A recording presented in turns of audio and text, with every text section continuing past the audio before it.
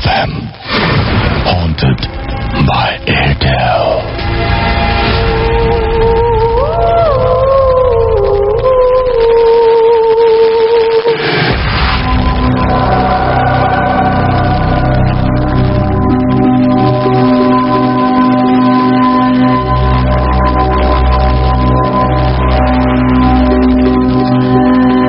সবসময় রেডিও ফুর্তি আর শুরু হয়ে গেল ভূত এফএম হন্টেড বাই এয়ারটেল। আপনাদের সবাইকে স্বাগত জানাচ্ছি। আমি রাসেল, আপনাদের সঙ্গে আছি আমি, এবং আমার সঙ্গে রয়েছে মাসুম এবং আজকের অতিথিরা।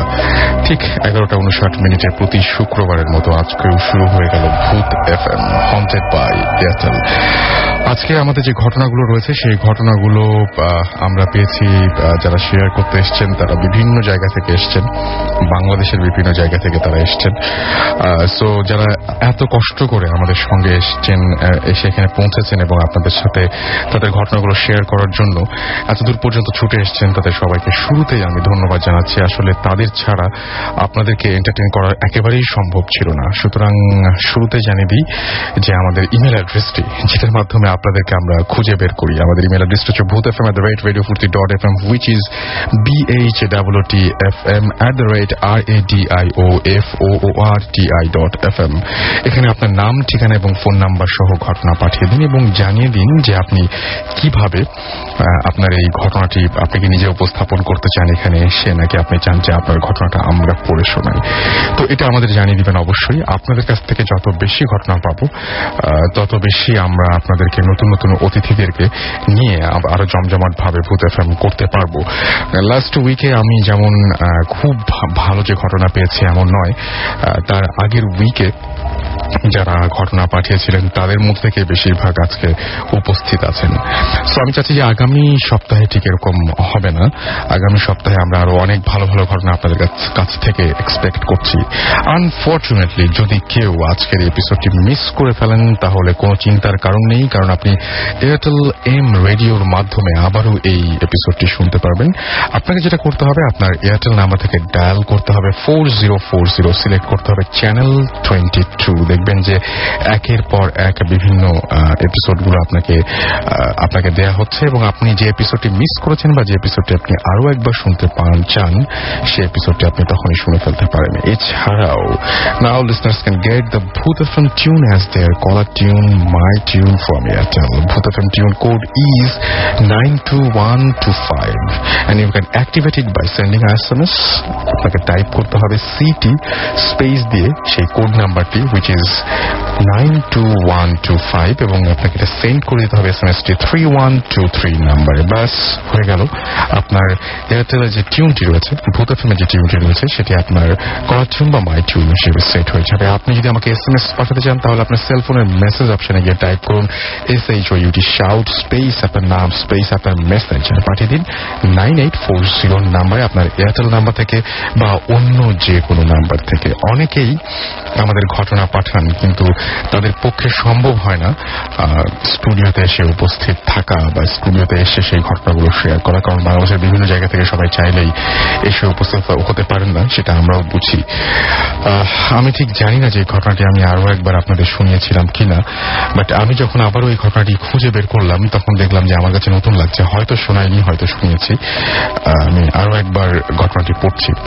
আমাদের লিখেছেন শামীম রেজা, সিরাজগঞ্জ থেকে। আসসালামু আলাইকুম রাসেল ভাই, কেমন আছেন? আমি জানি আপনি সব সময় ভালো থাকার দলে, তারপরও জিজ্ঞাসা করলাম। যাই হোক, ঘটনায় চলে যাই। ঘটনাটি আমার নয়, আমার বড় ভাইয়ের শ্বশুরের সাথে ঘটনাটি ঘটেছিল। আমি তার মুখ থেকে পরে এটি শুনেছি, আমি তার ভাষায় বলছি। সালটা 1979, আমার বয়স 25 বছর। 1 বছর হলো আমি বিয়ে করেছি। এর মধ্যে বেশ কয়েকবার শ্বশুরবাড়ি গিয়েছি। হেমন্তের নবান্ন উৎসবের নিমন্ত্রণে শ্বশুরবাড়ি যাওয়ার জন্য খুব সকালে বের হয়েছি। আমার স্ত্রী আগেই চলে গেছে, তাই আমি একাই বের হয়েছি।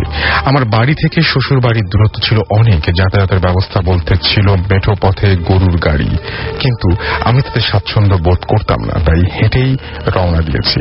খুব তাড়াতাড়ি হেঁটে সূর্য ডোবার একটু পরে আমার শ্বশুর বাড়ি থেকে 2 মাইল দূরের হাটে এসে পৌঁছেছি। দেখলাম হাটে লাঠি খেলা হচ্ছে। আমি ভাবলাম যে একজন বিনোদন প্রিয় মানুষ আর সারাদিন হাঁটার পর শরীর ক্লান্ত হয়ে পড়ায় ভাবলাম একটু লাঠি খেলা দেখে হাট থেকে কিছু কিনে নিয়ে তারপর বাকি 2 মাইল রাস্তা পাড়ি দেব। কিন্তু খেলা দেখতে দেখতে কিভাবে যে রাত 11টার মতো বেজে গিয়েছে তা টের পাইনি। যখন টের পেলাম তখন দোকানের দিকে ছুটলাম, কিন্তু ঠান্ডা জিলাপি ছাড়া আর নেয়ার মতো কিছুই পেলাম না। তাই কেজি 2 জিলাপি কিনে নিয়ে আবার হাঁটা শুরু করলাম। আমার মনে হয় ঘটনাটা আমি পড়ছি, তাই না? এই ঘটনাটা আমার মনে হয় আমার স্কিপ করে যাই। আমার এই জিলাপির ঘটনাটাই মনে পড়লো। আমি পরের ঘটনায় যাচ্ছি। আমাকে লিখেছেন যে রাসেল ভাই, আমি মলয় সরকার, শিলিগুড়ি, ইন্ডিয়া থেকে লিখছি। আমি আগেও আপনাকে মেইল করেছিলাম। আমি ভূত এফএম এর অনেক বড় ফ্যান। আমি আমার একটা ঘটনা আপনাদের সাথে শেয়ার করতে চাই। আমার পক্ষে স্টুডিওতে এসে ঘটনা শেয়ার করা সম্ভব না, তাই যদি আমার ঘটনাটা আপনাদের ভালো লাগে তাহলে আপনি প্লিজ পড়ে শোনাবেন। আমি প্রতিটি এপিসোড শুনি এবং যেভাবে হোক ডাউনলোড করে শুনি। আমি লাস্ট ইয়ার শিলিগুড়িতে পড়াশোনা করতে আসি, আর এখানে আমি একটা পাবলিক হোস্টেলে থেকে পড়াশোনা করি। এই হোস্টেলটা 17 বছরের পুরনো। হোস্টেলটিতে 4টি ফ্লোর আছে। আমি থাকতাম টপ ফ্লোরে। আমরা 3 জন বন্ধু একটা রুমে থাকতাম। আমার সাথে থাকতো রানিক আর নিলয়। নিলয়ের বাড়ি বাংলাদেশে। আমার লেট নাইটে পড়ার অভ্যাস ছিল। আমি প্রায় দিনই রাত 2টা থেকে 3টা পর্যন্ত পড়তাম, কিন্তু আমার রুমমেটরা 11টার মধ্যে ঘুমিয়ে পড়ত। তাই আমি টেবিল লাইট জ্বালিয়ে পড়াশোনা করতাম। আমার পড়ার টেবিলের উল্টো পাশে ছিল জানালা। জানালাটি নেট দিয়ে কাভার করা।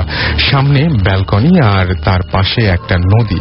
একদিন রাত 2টার সময় আমি পড়াশোনা করছিলাম। ঠিক তখন আমার টেবিলের সামনের জানালায় কেউ এসে নক করে। পুরো রুম অন্ধকার। নিলয় আর রানিক ঘুমাচ্ছে। তো আমি সেটাকে ইগনোর করে আবার পড়াশোনা শুরু করলাম। একটু পরে আবার নক করার শব্দ।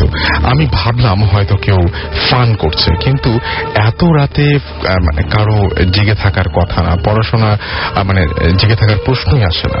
আমি একটু রাগ করে ওকে বললাম, আমাকে ডিস্টার্ব করিস না, পারলে পড়তে দে, আমাকে ডিস্টার্ব করিস না, পড়তে দে। তারপর নক করা বন্ধ হয়ে গেল। কিন্তু 10 মিনিট পর আবার সেই নক করার শব্দ। এবার আরো জোরে। এবার কান্নার আওয়াজ পাওয়া যাচ্ছিল সেই সাথে। আমি কি করব বুঝতে পারছিলাম না। আমি কি বন্ধুদের ডাকবো নাকি বাইরে গিয়ে দেখবো? আমি তখন জানালার সামনে গিয়ে দেখার চেষ্টা করলাম কি জিনিসটা। জানালায় নেট দেওয়া আছে এবং আমি কিছুই দেখতে পাচ্ছি না। আমি তখন দরজা খুলে বাইরে গেলাম। বাইরে সেই দৃশ্য আমি কোনোদিন ভুলতে পারবো না। একটা মেয়ে সাদা চুড়িদার পরা বসে বসে কাঁদছে। আমাদের হোস্টেলটা ছিল বয়েজ হোস্টেল। মেয়ে আসার কোনো প্রশ্নই নেই। আমি তার মুখটা দেখতে পারিনি। আমি অনেক সাহস করে সামনে যেতে চেষ্টা করলাম, কিন্তু আমার পা জায়গা থেকে সরল না। মেয়েটি আমার দিকে ফিরে তাকালো, আমাকে কিছু বলতে যাচ্ছিল, কিন্তু আমি সেখানেই জ্ঞান হারালাম। আমার যখন জ্ঞান আসে আমি তখন আমার বেডে শুয়ে আছি। সকাল হয়ে গেছে। আমার বন্ধুরা আমাকে ফ্লোরে পড়ে থাকা অবস্থায় দেখতে পেয়েছিল। সবাই জিজ্ঞেস করছিল কি হয়েছে। আমি কিছুই বলতে পারলাম না, চুপ হয়ে রইলাম। পরে আমাদের হোস্টেলের রান্না করতো তাকে জিজ্ঞেস করে জানতে পারি যে কয়েক বছর আগে একটি মেয়ে হোস্টেলে সুইসাইড করেছিল। তারপর তাকে অনেকেই রাতে একা দেখতে পায় এবং এরপর আমি রাতে একা পড়াশোনা করি না। 2 মাস পর আমি হোস্টেলটি ছেড়ে দেই। এই হোস্টেল জড়িত আরো কয়েকটি ঘটনা আছে, পরে আবার মেইল করব। আশা করি এই ঘটনাটি শুনে আপনাদের ভয় লেগেছে। ওকে, থ্যাংক ইউ সো মাচ। এটা করেছিলেন মলয় সরকার, ইন্ডিয়া, শিলিগুড়ি থেকে। অলরাইট, আমাদের কাছে বেশ কিছু এসএমএসও চলে এসছে। আমি একটা এসএমএস পেয়েছিলাম। অনেকে দেখি যে ভূত এফএম শুরু হওয়ার আগে অনেকে এসএমএস পাঠান। তার মধ্যে একটা এসএমএস ডিজে আরিফিন লিখেছেন যে ভূত এফএম ইজ মাই গার্লফ্রেন্ড। ওকে, আচ্ছা, এটা যদি আপনি তার হচ্ছে এখনো আপনার মনে হয় গার্লফ্রেন্ড টার্লফ্রেন্ড নাই, থাকলে কিন্তু খবর ছিল। যদি শুনতো তাহলে খুব বড় ধরনের কোনো ঝামেলা হওয়ার একটা আশঙ্কা আমি এখনই দেখতে পাচ্ছি। হেলাল আমাদেরকে লিখেছেন মনপুরা থেকে, এবং রুশিল দিয়া মৃদুলা আমাদের এসএমএস করেছেন। এছাড়াও প্রান্ত আমাদের এসএমএস করেছেন সৈয়দপুর থেকে, এবং তিনি বলছেন যে আজকের এপিসোডটি তিনি শুনতে পাচ্ছেন না, পরে শুনবেন। রূপা আমাদের SMS করেছেন গ্যান্ডারিয়া থেকে, আদিব আমাদের SMS করেছেন, এছাড়াও SMS করেছেন আমাদেরকে অপূর্ব, আমাদেরকে তিনি ছাদে বসে শুনছেন এটা জানিয়েছেন। শশী আমাদের ময়মনসিং থেকে SMS করেছেন, ভাই আমি ভূত FM এর বিগেস্ট ফ্যান। ওকে, আসিফ বাড্ডা থেকে আমাদের SMS করেছেন যে আচ্ছা, এবং এছাড়াও আমাদেরকে SMS করেছেন দেখতে পাচ্ছি মাসুম গুলশান থেকে, মিল্টন মাহমুদ চকবাজার থেকে, জিত 47 চট্টগ্রাম থেকে SMS করেছেন আমাদেরকে, এবং এমিনেম মিরপুর 12 থেকে SMS করেছেন। আরো অনেকে SMS করেছেন। যারা SMS করতে চান তারা মোবাইলের মেসেজ অপশনে গিয়ে টাইপ করুন SHOUT শাউট স্পেস আপনার নাম স্পেস আপনার মেসেজ পাঠিয়ে দিন 9840 নাম্বারে। আমরা কি ঘটনা যাবো নাকি ছোট্ট একটা ব্রেক লাগবে? আমাদের একটা ছোট্ট ব্রেকের প্রয়োজন। আমাদের একটা ছোট্ট ব্রেকের পরে আবারও ফিরে আসবো আপনাদের কাছে। সো কোথাও যাবেন না, স্টে টিউনড টু রেডিও ফুর্তি অ্যান্ড ডোন্ট স্টপ দ্য ফুর্তি।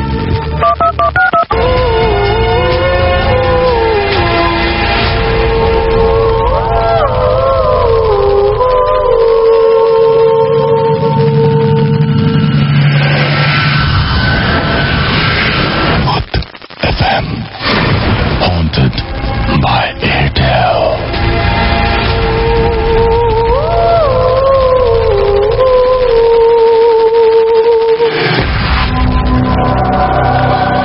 শুনছেন সবসময় রেডিও ফুর্তি, ঘড়িতে সময় 12:12, 12টা বেজে 12 মিনিট।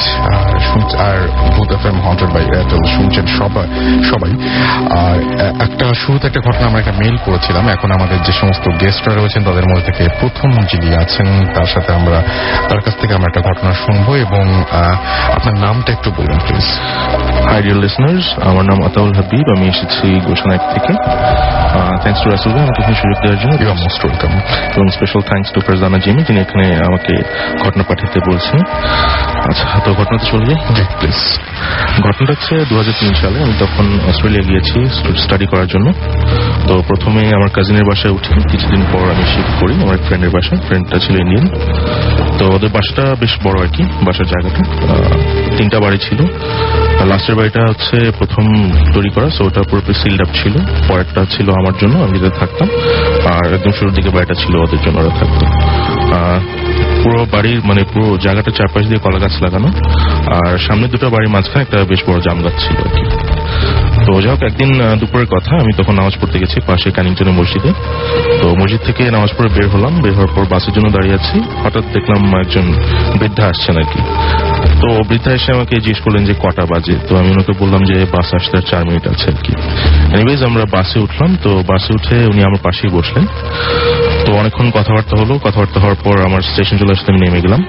যাই হোক, ওদিন রাতের কথা, রাতে সিটি থেকে ফিরছি কাজ শেষে, রাত 12:05 বাজে লাস্ট ট্রেন। তো এসে নামলাম ট্রেন থেকে নেমে দেখি যে প্ল্যাটফর্মে 3 নম্বর প্ল্যাটফর্মে ভদ্রমহিলা বসে আছেন। তো দূর থেকে আমাকে ডাক দিলেন। তো ভদ্রমহিলার কাছে গেলাম, যেয়ে বসলাম। তেমনি কথাবার্তা বললো। তো হঠাৎ একটা প্রশ্ন করলো যে আমার পছন্দের খাবারটা কি। তো আমি চিন্তা ভাবনা করে বললাম যে ইলিশ মাছ, বেসিক্যালি এটা আমার পছন্দের জিনিস। তো উনি আরো আজও একটা প্রশ্ন করলেন যে চিটাগংয়ের ইলিশ নাকি পদ্মার ইলিশ। তো আমি অবাক হয়ে ওনাকে বললাম যে পদ্মার ইলিশ। এনিওয়েজ উনি বললেন যে ঠিক আছে, সমস্যা নেই। আমি জিজ্ঞেস করলাম হঠাৎ এই প্রশ্ন কেন। উনি বললেন এমনি। যাই হোক, রাত হয়ে গেছিল, সো বাড়ি চলে আসলাম।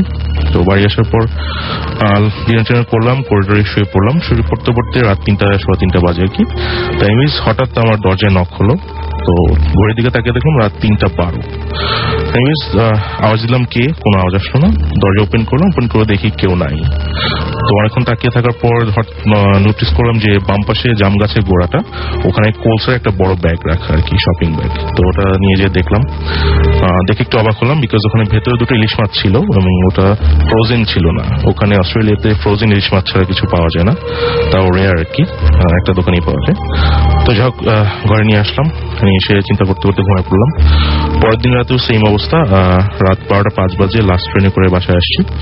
তো আমি স্টেশনে দেখলাম কেউ নাই। তো নেমে যাচ্ছি, রাস্তা ক্রস করবো, রাস্তার অপোজিটই আমার বাসা। তো নেমে যাওয়ার সময় হুট করে পেছন থেকে হাবিব বলে ডাক দিলেন, কোন এক মহিলা। ঘুরে তাকায় দেখলাম যে ভদ্রমহিলা 3 নম্বর প্ল্যাটফর্মে বসে আছেন। তো এবার আমি একটু ভয় পেয়ে গেলাম আর কি। স্টিল আমি গেলাম মহিলার কাছে, দেখি কি বলতে চায়। তো যাওয়ার পর আমাকে জিজ্ঞেস করলেন যে মাছ খাইনি কেন। তো আমি আরো ভয় পেয়ে গেছি যে হঠাৎ করে মাছ আসছে, ভালো কথা, উনিও জানেন না আমি খাইনি। তো আমি ওনাকে বললাম যে দেখেন আমি কি কোনো বেয়াদবি করছি আপনার সাথে বা কোনো প্রবলেম হয়েছে? তো বললেন না এমনি এরকম কিছু না, তুমি যেতে পারো, সমস্যা নেই। আমি ওনাকে বললাম যে আচ্ছা ঠিক আছে, আপনার বাসা কোথায়, আপনি কোথায় থাকেন? উনি বললেন কাছেই। আমি বললাম কত কাছে? উনি বললেন তোমার বাসা আশেপাশেই। উনি বললেন যে আমাকে নিয়ে যাবেন। তো আমি ওনাকে বললাম যে এখন তো রাত হয়ে গেছে অনেক, মেবি ডে টাইমে যাওয়া যাবে আর কি। যাই হোক আমি বাসায় চলে আসলাম। ওদিন রাতে কিছু হলো না। পরদিন রাতে একই অবস্থা, ট্রেন থেকে নেমে দেখি কেউ নাই, কিন্তু যখন রাস্তা ক্রস করবো ভদ্রমহিলা আমাকে পেছন থেকে ডাক দিয়েছেন। তো এবার ভয় পাইনি, এবার চরম বিরক্তিকর অবস্থা, যেহেতু প্রতিদিন ঘটনাটা ঘটতেছে। তো ব্যাক করে মহিলার কাছে গেলাম। যাওয়ার পর মহিলা প্রথমে একটা কথা বললো যে আমাকে একটা হেল্প করবা। আমি জিজ্ঞেস করলাম কি ধরনের হেল্প, কোনো ইলিগাল কিছু না তো? উনি বললেন না সেরকম কিছু না, ছোট একটা কাজ করতে হবে, আমি তোমাকে একটা জিনিস দিব, এটা আমার মেয়ের কাছে পৌঁছে দিতে হবে। তো আমি বললাম কি জিনিসটা? তো উনি ওনার ব্যাগ থেকে, পার্স থেকে একটা বক্স বের করে দিলেন, উডেন বক্স, লক ছিল। আমি হাতে নিয়ে দেখলাম ভিতরে কিছু আছে, মেটালিক কিছু একটা। তো ওনাকে আমি স্টিল জিজ্ঞেস করলাম যে ইলিগাল কিছু কিনা। উনি বললেন না তেমন কিছু না, আমার মেয়ে তোমার কাছ থেকে এসে নিয়ে যাবে কালকে বিকালে। তেমন ঠিক আছে তাহলে যাই। আমি চলে গেলাম। আমি তখন জিজ্ঞেস করি না যে ওনার মেয়ে আমাকে চিনবে কিভাবে বা আমার কাছ থেকে নিবে কিভাবে। চলে আসছি বাসায়। তো বাসায় এসে আমি চিন্তা করতেছি অনেকক্ষণ পুরো বিষয়টা নিয়ে। যাক আমি 2টার মধ্যে ঘুমিয়ে পড়ছি। তো হঠাৎ দরজা নকের আওয়াজে ঘুমিয়ে গেছে। তো উঠে দেখলাম সেম রাত 3:12 বাজে।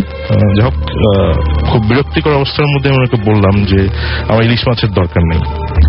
দেখলাম যে সেকেন্ড টাইম আবার নক হলো দরজায়। তো যাই হোক দরজার কাছে গেলাম, দরজা খুলে দেখলাম কেউ নাই। আমি ভালো করে চারপাশটা দেখলাম কিছু আছে কিনা, দেখলাম কোথাও কিছু নাই। যাই হোক ব্যাক করে রুমে ঢুকবো, রুমে পা দিব, জাস্ট এই মুহূর্তে পিছন থেকে কিছু একটা টান দেয়।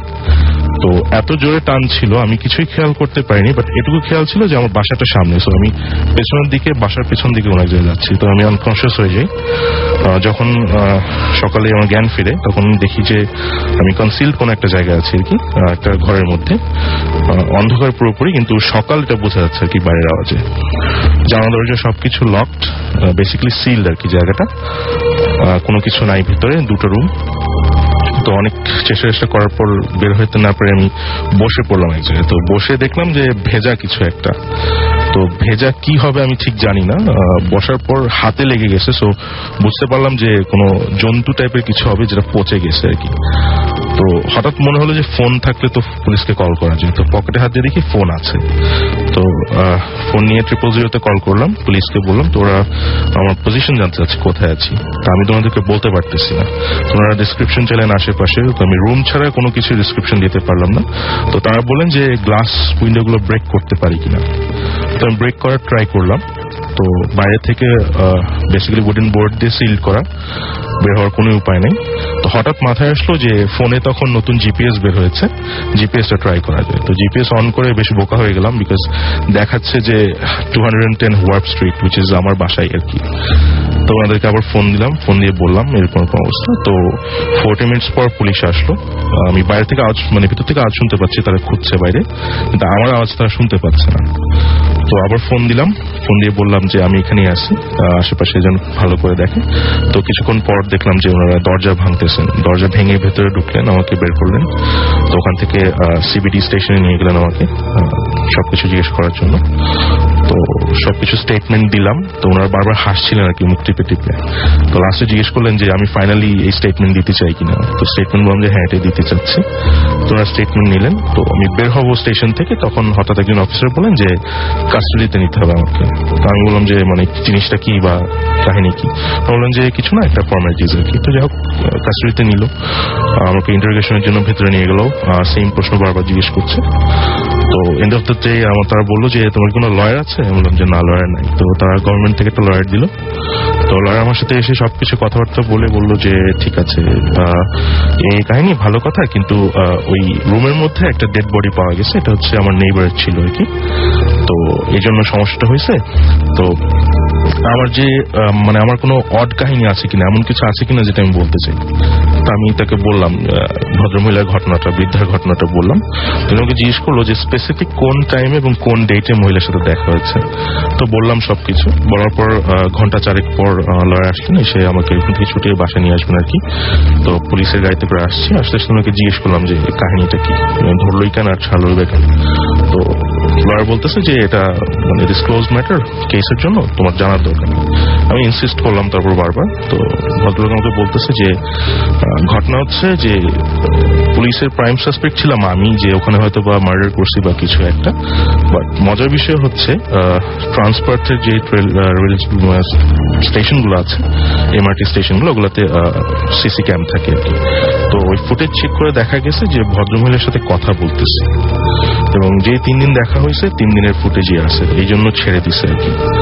তো আমার তখন মানে পুরো বেকুব হয়ে গেছে যে জিনিসটা কি ঘটলো। তো হঠাৎ মনে হল এর মধ্যে লয়ার আমাকে বললেন যে ভিকটিমের মেয়ে আমার সাথে দেখা করতে চাচ্ছে।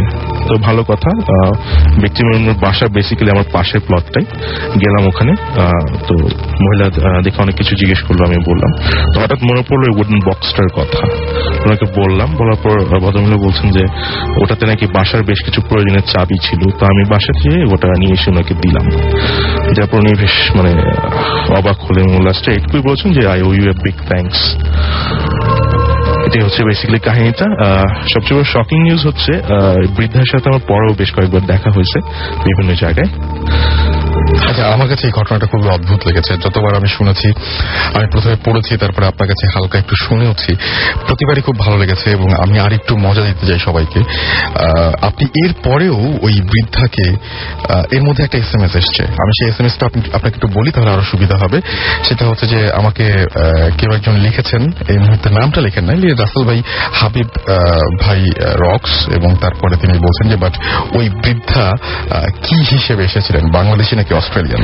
না, উনি অস্ট্রেলিয়ান ছিলেন। ওকে, ফাইন। আপনি এই ঘটনা ঘটার পরেও বেশ কয়েকবার ওই বৃদ্ধাকে দেখেছিলেন। প্রত্যেকবারই কি আপনি ওই একই জায়গায়, ওই একই প্ল্যাটফর্মে দেখতেন? না, কিছু কিছু সময় প্ল্যাটফর্মে দেখতাম, বাট দিন যাওয়ার সাথে সাথে ওনার লোকেশন চেঞ্জ হয়েছে। যেমন আমার ওয়ার্ক প্লেস ছিল যেখানে, সেখানে আমি দেখেছি, আরো বেশ কিছু জায়গায় দেখেছি।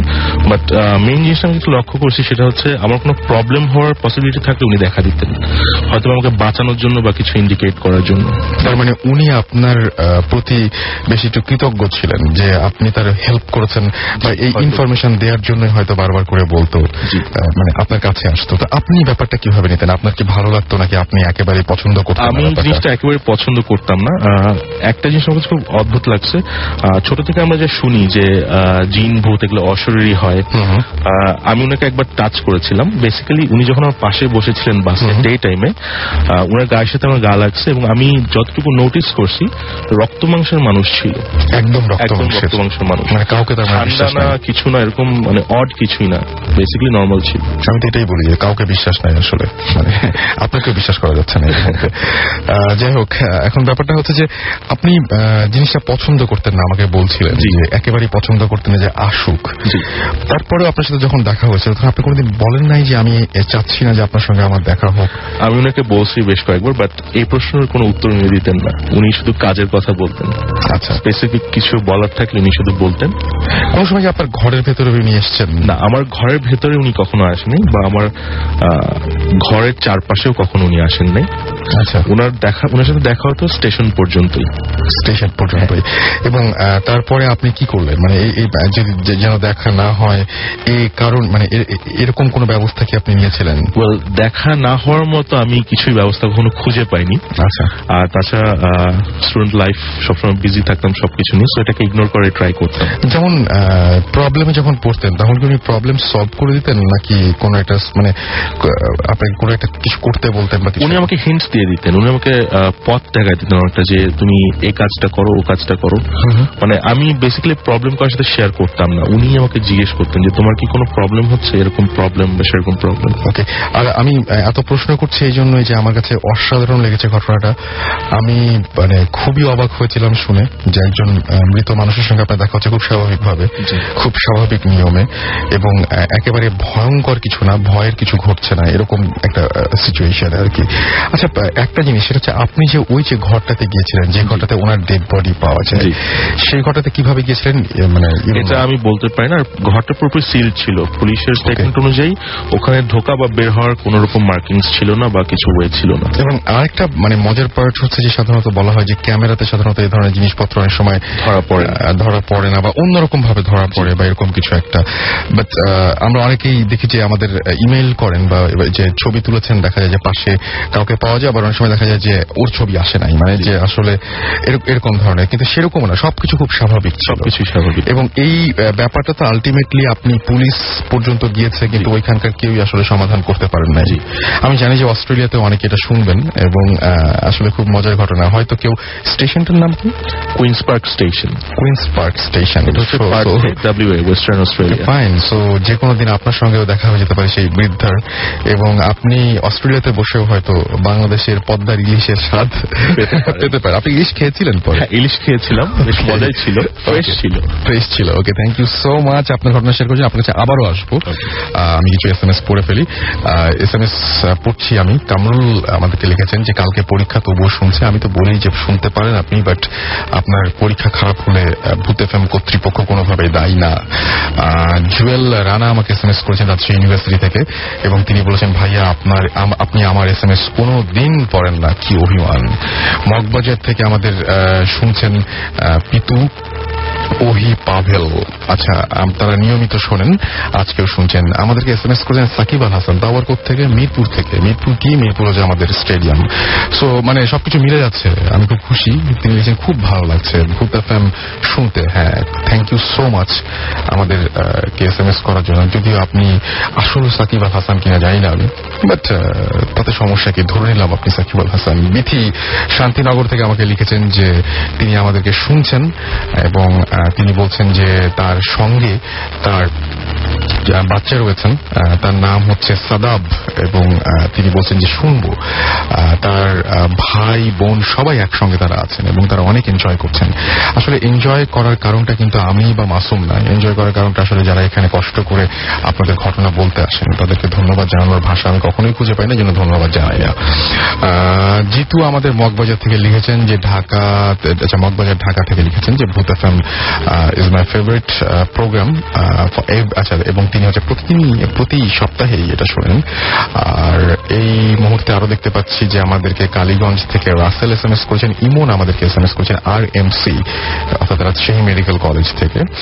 আমাদেরকে কৌশিক SMS করেছেন, আমাদেরকে SMS করেছেন মিল্টন, আমাদেরকে SMS করেছেন কান্তা, শাওন সহ আরো অনেক। আমরা ছোট্ট আর একটা ব্রেক নেব এবং ব্রেকের পরে ফিরে আসবো এক্ষুনি। এবং অবভিয়াসলি আমরা কোনো গান টান প্লে করছি না, সুতরাং আমাদের সঙ্গে থাকুন, কোথাও যাবেন না। স্টে টিউনড রেডিও ফুর্তি and don't stop the ফুর্তি।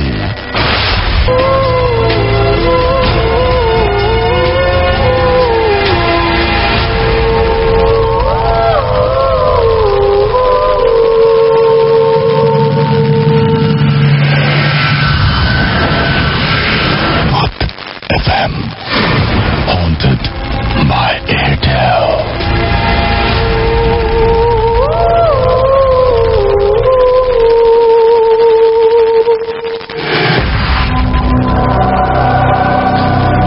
সবসময় রেডিও ফুর্তি, ঘড়িতে সময় রাত 12:31। আমি রাসেল আছি, সাথে আমার সাথে রয়েছে মাসুম। চলছে ভূত FM হন্টেড বাই এয়ারটেল। যদি আমাদের SMS পাঠাতে চান তাহলে আপনার এয়ারটেল নাম্বার থেকে বা অন্য যে কোনো নাম্বার থেকে টাইপ করুন SHOUT সাউথ স্পেস আপনার নাম স্পেস আপনার মেসেজ পাঠিয়ে দিন 9840 নাম্বারে। কোনো কথা না বাড়িয়ে চলে যাচ্ছি পরবর্তী ঘটনায়, এবং আমাদের সঙ্গে আরো একজন গেস্ট রয়েছেন, রাশিফ আমাদের সাথে আছেন, এবং তার কাছে আমরা ঘটনা শুনবো। তিনিও খুব অদ্ভুত কিছু ঘটনা নিয়ে আসছেন। আপনার মার ঘটনা সম্ভবত, তাই না? হ্যাঁ, আমার মা। আপনার মার ঘটনা। আচ্ছা, কতদিন আগে ঘটেছিল ঘটনাগুলো?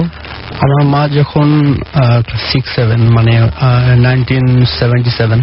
আচ্ছা, এবং সেই সময় থেকে 1977 তখন থেকে এখন পর্যন্ত ঘটনাগুলো চলছে আসলে? হ্যাঁ, মানে রিসেন্টলি হয়তো হয় না, মানে 5 বছর আগে কাহিনী পর্যন্ত উনি বলছেন আমাকে, এরপরে বলেননি। এখন হয়তো ভেতরে আছে, আমাকে বলতে চান না, এমন হতে পারে। ওকে, আমরা তাহলে চলে যাই আমাদের সেই শুরুর জায়গা থেকে একদম।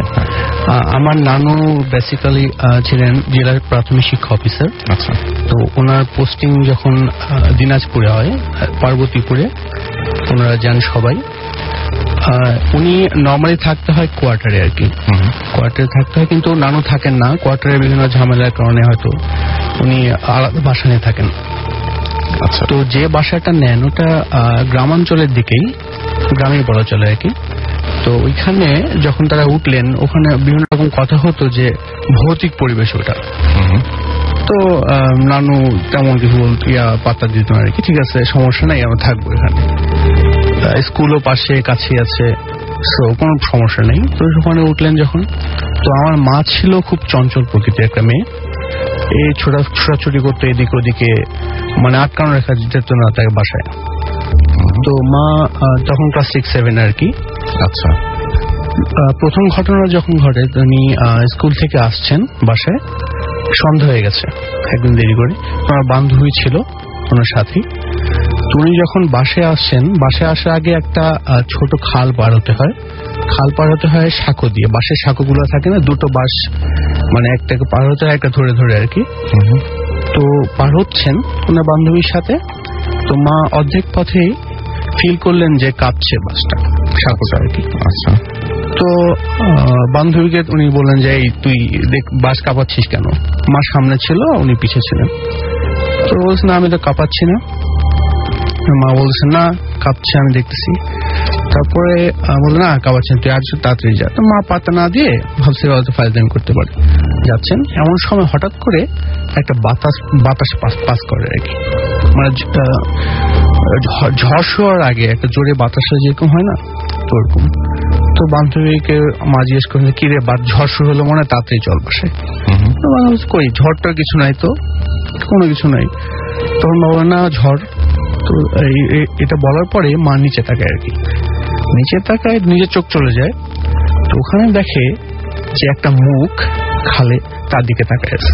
আচ্ছা। মানে তাকায় আছে ডুবে থাকলে মানুষ, মানে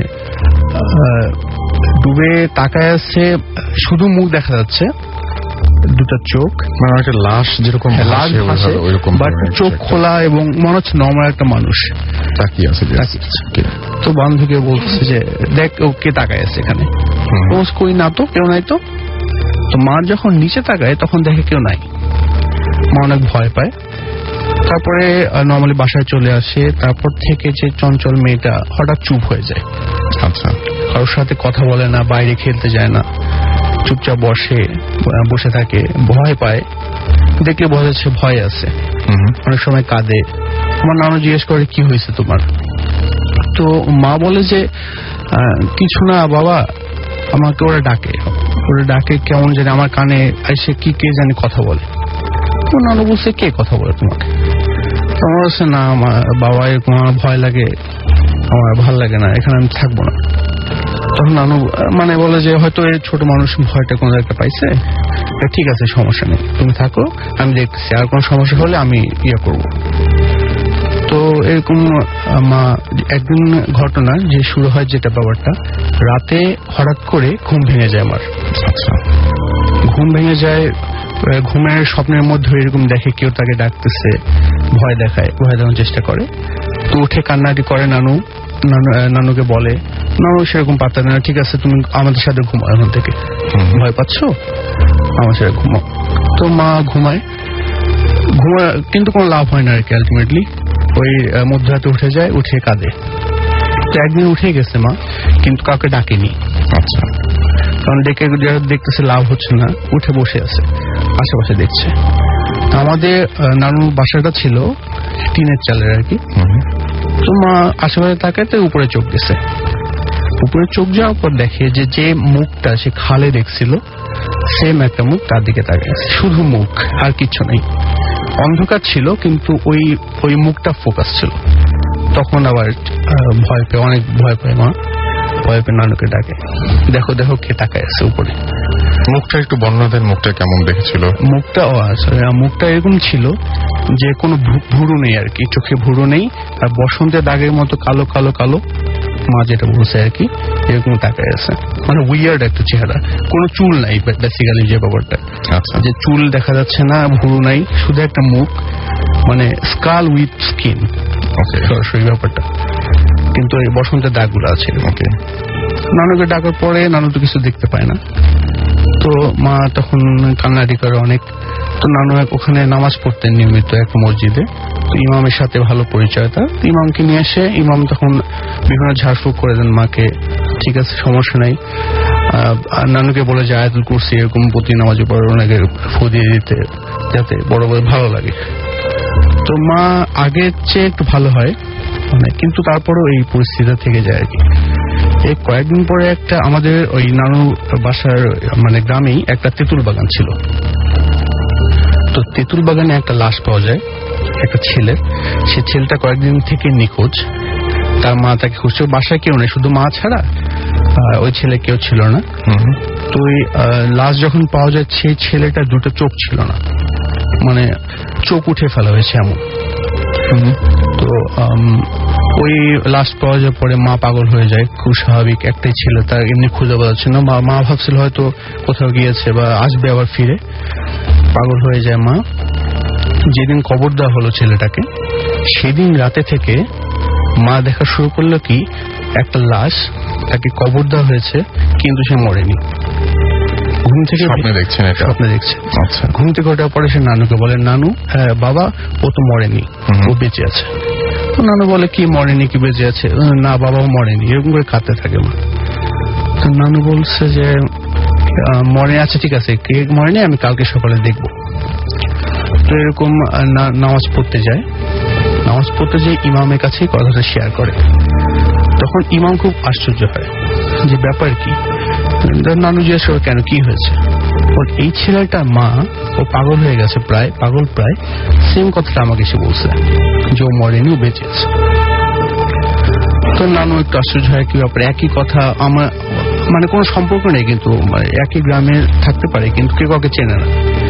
বাট এই কাহিনী দুইজনই, আমার মা দেখছে আর হচ্ছে ওই ছেলেটার মা একই রকম। স্বপ্ন একইভাবে, স্বপ্ন একইভাবে, কিন্তু ভিন্নভাবে হয়তো বলছে, বাট সারাংশ একটাই যে হয়তো বেঁচে আছে ছেলেটা। হ্যাঁ, সেটাই। এবং তার মা তাকে ফোর্স করে, আমার ছেলেকে উঠাও, আমার ছেলে বেঁচে আছে এরকম। তো ইমাম তারপর পাড়ার ওখানে যারা যারা মুরব্বী ছিল, ঠিক আছে আমরা দেখি কি হয় ব্যাপারটা। আসলে ও দুজনের স্বপ্ন যেহেতু এক এবং দুজন কেউ কাউকে চেনে না, দেখা যাক কি হয়েছে। তখন তার ডিসিশন নেয় যে হ্যাঁ ঠিক আছে, কবরটা খোঁড়া হবে। কবরটা যখন খুঁড়তে যায় রাতের বেলা না, এটা আপনার সন্ধ্যার পর পরে আর কি। তো যখন খুঁড়তে মানে খোঁড়া শুরু করলো কবরটা, তারা দেখলো কি যে মাটিগুলো দলা দলা এবং সেম আকৃতি। আপনার সেই মাটিগুলো ভাঙা যাচ্ছে না। আচ্ছা। মানে ইটের মতোই প্রায়, কিন্তু অনেক শক্ত। এবং নর্মালি আমার ঝুড়া মাটি থাকে কিন্তু কবরে দেওয়ার সময়, কিন্তু ওটা দলা দলা এবং সেটা ভাঙা যাচ্ছে না অন্যভাবে। দল ভাবে খোঁড়ার পর সে দল রাখতে হচ্ছে। যখন মানে উঠানো হলো লাশটা, তো কাফনের কাপড় তো সাদা, তারা দেখে কি খুব মানে আশ্চর্য হয় এবং ভয় পেয়ে একই সাথে। কাফনের যে কাপড় লাল লাল হয়ে গেছে মুখের কাছে, লাল এবং মানে ভেজাও না, কিন্তু রক্তে ভেজাও না, বাট লাল। তখন যখন লাশটা উঠানো হয়, হ্যাঁ, উঠানোর পরে দেখে যে সেই ছেলেটার দুই চোখ দিয়ে রক্ত পড়ছে, রক্ত বের হচ্ছে, নাক দিয়ে রক্ত বের হচ্ছে, মানে বের হয়ে যায়, জমাট বেঁধে যায় যে ব্যাপারটা, জমাট বেঁধে আছে। তখন তারা মানে ভয় পায় আর কি, সবাই ভয় পেয়ে যায়। তো তারপরে লাশটাকে উঠানো হয়, আবার ধুয়ে তারপর কবর দেওয়া হয়। এরপর থেকে আর কেউ এরকম স্বপ্ন দেখেনি। বাট এই ঘটনাটা আমার মার কাছে শেয়ার করেনি নানু। আচ্ছা, আমার মা ভয় পাবেন এই জন্য, ভয় পাবে এই জন্য অনেক বছর পর শেয়ার করা হয়েছিল। আমি নানুর কাছে মানে কি ব্যাপারটা কি হয়েছিল সেটা শুনছি। এবং সত্যিই তো দুজন মিলে যে স্বপ্নটা দেখছেন, পরে যখন কবর খুলে দেখা গেল তখন একটা সমস্যা আসলে পাওয়াই গিয়েছিল। আপনি লাস্টে একটা ঘটনা তারপরে আমাকে বলছিলেন যে এই যে সমস্যাটা বহুদিন ধরে কন্টিনিউ করে এবং আরেকটা সময় ছিল বাসা পাশে পুকুরে একটা কাহিনী, ছোট কাহিনী এটা, যেটা এটা কাহিনী একটা ওই পুকুরে একটা পুকুর ছিল, সেই পুকুরে কেউ একটা টাইমের মধ্যে নামতে পারতো না, 12টা থেকে 4টে এরকম। নামলে হয়তো তার একটা কোন রোগ ধরতো, সেটা একদম পার্মানেন্ট হয়ে যেত, অনেকে মারা যেত। তো আমার মা সেটা মানতে যেত না আর কি, যে না আমি যাবো। তো একদিন দুপুরবেলা চুপ করে মানে বের হয়ে যায়, দেখি সে পুকুরের পাড়েই একটা মেয়ে পা অর্ধেক ডুবিয়ে বসে আছে। আচ্ছা, তো দেখতাম একটা ওনার বান্ধবীর মতো পিছন দিক দিয়ে, যে বান্ধবী ছিল। তো মা যায় যখন ডাক দেয়, মানে ঘাড়ে হাত দিয়ে বলছে কি ব্যাপার তুই এখানে বসে আছিস কেন? সেই মেয়েটা যখন ঘুরে দেখে যে আমি বলছিলাম যে ভুরু নেই, মুখের দাগ সেম, বাট ওর চুল আছে, ভুরু নেই, উইয়ার্ড দেখতে। তখন মা দৃশ্য দেখে, এবং এটাই তো আবার বাসাতেও একবার দেখে। আপনি যখন বলছেন আপনার বাবাও তখন সঙ্গে ছিলেন, সেই সময়টা একটু ওইটা একটু বলে ফেলা যায়। ওইটা হচ্ছে ছোট একটু শুরু করে ওইটা হচ্ছে বরিশালে, আমার বাবা যখন ট্রান্সফার হয়ে বরিশালে আসেন, ওটারও কোয়ার্টারে আমরা যখন থাকি। তো কোয়ার্টারটা মানে এমন গাছগাছতে ভরা একটু অন্ধকার টাইপের। তো মা এতদিন কিন্তু কিছু হয়নি। তারপরে বরিশালে এসে যখন ঘুমায়, মা ঘুমানোর পরে হঠাৎ করে একটা স্বপ্ন দেখতে থাকে এরকম আমার দাদার মতো। আমার দাদা মারা যান 1995-এ, অনেক লম্বা, বাট ওনার দাড়ি অনেক বড়। আচ্ছা, ওনাকে সে ডাকছে, ঘুমোসবের মধ্যে সে ডাক দেয়। মা ভয় পেয়ে জেগে ওঠে, মানে একটা চিৎকার দিয়ে ওঠে। তখন বাবা বলে যে কি হয়েছে? মা বলেন যে এরকম আমি দেখতে পাই, আমাকে ডাকে প্রত্যেক দিন স্বপ্নে। না এটা কিছু না, হয়তো অনেক পছন্দ করতে হতে পারে। তখন আবার ঘুমায়, আবার এরকম অনেকদিন হতে থাকে। তো একদিন রাতে সকালবেলা, মানে রাতে না ঠিক ফজর নামাজে আগে, ওদিন বৃষ্টি হয়েছিল রাতে। তো সকালবেলা নামাজ পড়ার জন্য উজু করতে যাবে, ওয়াশরুমে গেছে।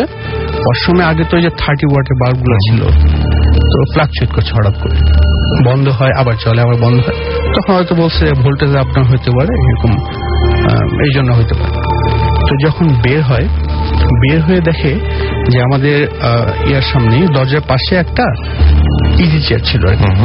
সেই ইজি চেয়ারে একটা মেয়ে বসে আছে। সেই মেয়েটা দেখতে ঠিক সেই রকম, সেম আগের মতোই, তার ভুরু নেই। পুকুরের ধারে যেরকম মেয়ে দেখেছিলেন সেরকম, যে ভুরু নেই কিন্তু চুল আছে। হ্যাঁ, ভুরু নেই, চুল আছে, কিন্তু তার দিকে তাকে হাসছে। আচ্ছা, তখন মা অনেক জোর চিৎকার দিয়ে ওঠে। তখন বাবা ছুটে আছে, কি হয়েছে ব্যাপারটা? তখন মা ঘুরে বলে দেখো ইজি চেয়ারকে তাকায় আছে আমার দিকে। তখন বাবা কই কেউ নাই। তো মা ঘুরে দেখে আসলে কেউ নাই, বাট ইজি চেয়ারটা তখনও নড়ছে, কিন্তু সেখানে কোনো বাতাস ছিল না। আচ্ছা, তারপরে বাবা একটু মনে করছে যে হ্যাঁ একটা হয়তো ছিল, এবং আপনার বাবা বেশ অবিশ্বাসী, সমস্ত বিশ্বাস করে না, কিন্তু সেই মুহূর্তে তিনিও সেটা দেখেছিলেন। ওকে, থ্যাংক ইউ সো মাচ আমাদের সাথে ঘটনা শেয়ার করার জন্য। আপনার ঘটনাগুলো আসলে অনেক ভালো ছিল, আমার কাছে অনেক ভালো লেগেছে প্রত্যেকটা ঘটনায়।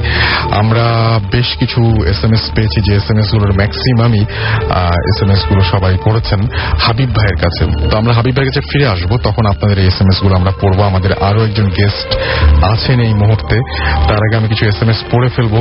আমাকে সাদাব শান্তিনগর থেকে লিখেছেন যে হাবিব ভাই আপনার স্টোরিটা জোশ ছিল, আমার সাথে আমার আম্মু, তারপরে হচ্ছে বিক্রম মামা, শাম্মি মামি, তারপর হচ্ছে সাব্বু, সবাই শুনছেন এবং খুব ভালো লাগছে। আমি হাবিব ভাইয়ের অনেকগুলো SMS পেয়েছি এবং কেউ কোয়েশ্চেনও করেছেন, সেগুলো আমরা পরে আসছি। জিহাদ আমাদের SMS করেছেন, এছাড়াও আমাদের SMS করেছেন রাফি হালিশহর চিটাগং থেকে, রুবেল আমাদের SMS করেছেন, SMS করেছেন সুমন, SMS করেছেন দীপক, SMS করেছেন আমাদের সাদাব, SMS করেছেন ফরিদপুর পলিটেকনিক থেকে রুবেল, সুমন, পিয়াস, তারা সবাই। এছাড়াও আমাদেরকে প্যাটেল SMS করেছেন, এছাড়াও আমাদেরকে SMS করেছেন মাসুদ পারভেজ চট্টগ্রাম থেকে, এবং তার আজকে এঙ্গেজমেন্ট হয়েছে, কংগ্রাচুলেশনস। এবং তারপরেও তিনি আমাদের সঙ্গে রয়েছেন।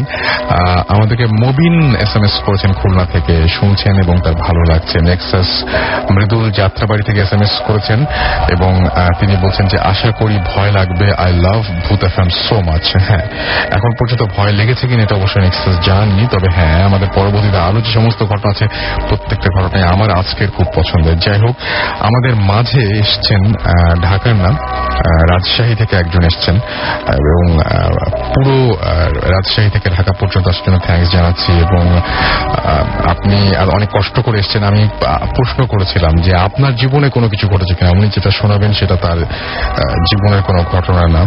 তো উনি আমাকে খুব অবাক করে দিয়ে বলেছিলেন যে তার জীবনে কোনোদিন কোনো কিছু ঘটেনি, একেবারে বানোয়াট কিছু না, মানে কিছু ভেবে বলেন নাই আর কি। তিনি বলছেন যে একটা জিনিস ঘটে, সেটা হচ্ছে যে কবরস্থান তাকে খুব টানে। কবরস্থানের পাশ দিয়ে যাবার সময় মানে মাঝে মাঝে তিনি ভিতরে ঢুকে পড়েন, জিয়ারত করেন কবর, এরকম একটা ব্যাপার। ইভেন তিনি যখন ঢাকা থেকে রাজশাহী থেকে ঢাকা আসেন সেই মুহূর্তেও বাসের মধ্যে মাঝে মাঝে তার ঘুম কেটে কেটে যাচ্ছিল, মাঝে মাঝে ঘুম ভেঙে ভেঙে যাচ্ছিল, এবং যখনই তিনি জানালার বাইরে তাকিয়েছেন তখনই খুব অবাক একটা ব্যাপার, সেটা হচ্ছে তখনই তিনি দেখতে পেয়েছেন যে পাশে জানালার উপর একটা কবরস্থান দেখা যাচ্ছে। তো এরকম একটা ঘটনা। এছাড়া তার জীবনে আর কোনোদিন কোনো কিছু ঘটে নাই, কোনো প্যারানর্মাল কোনো কিছুর তিনি সম্মুখীন হন নাই, কোনো ধরনের ওরকম ধরনের কোনো এক্সপিরিয়েন্স, উইয়ার্ড এক্সপিরিয়েন্স তার নেই। বাট তিনি আজকে আমাদের একটা ঘটনা শোনাবেন। আপনার নামটা শুরুতে বলবেন একটু, আপনার নামটা আরেকবার বলতে হবে। থ্যাংক ইউ রাসেল ভাইয়া, আমার নাম আলভি। তো আলভি, আমরা সরাসরি ঘটনায় চলে যাই। ধন্যবাদ আপনাকে।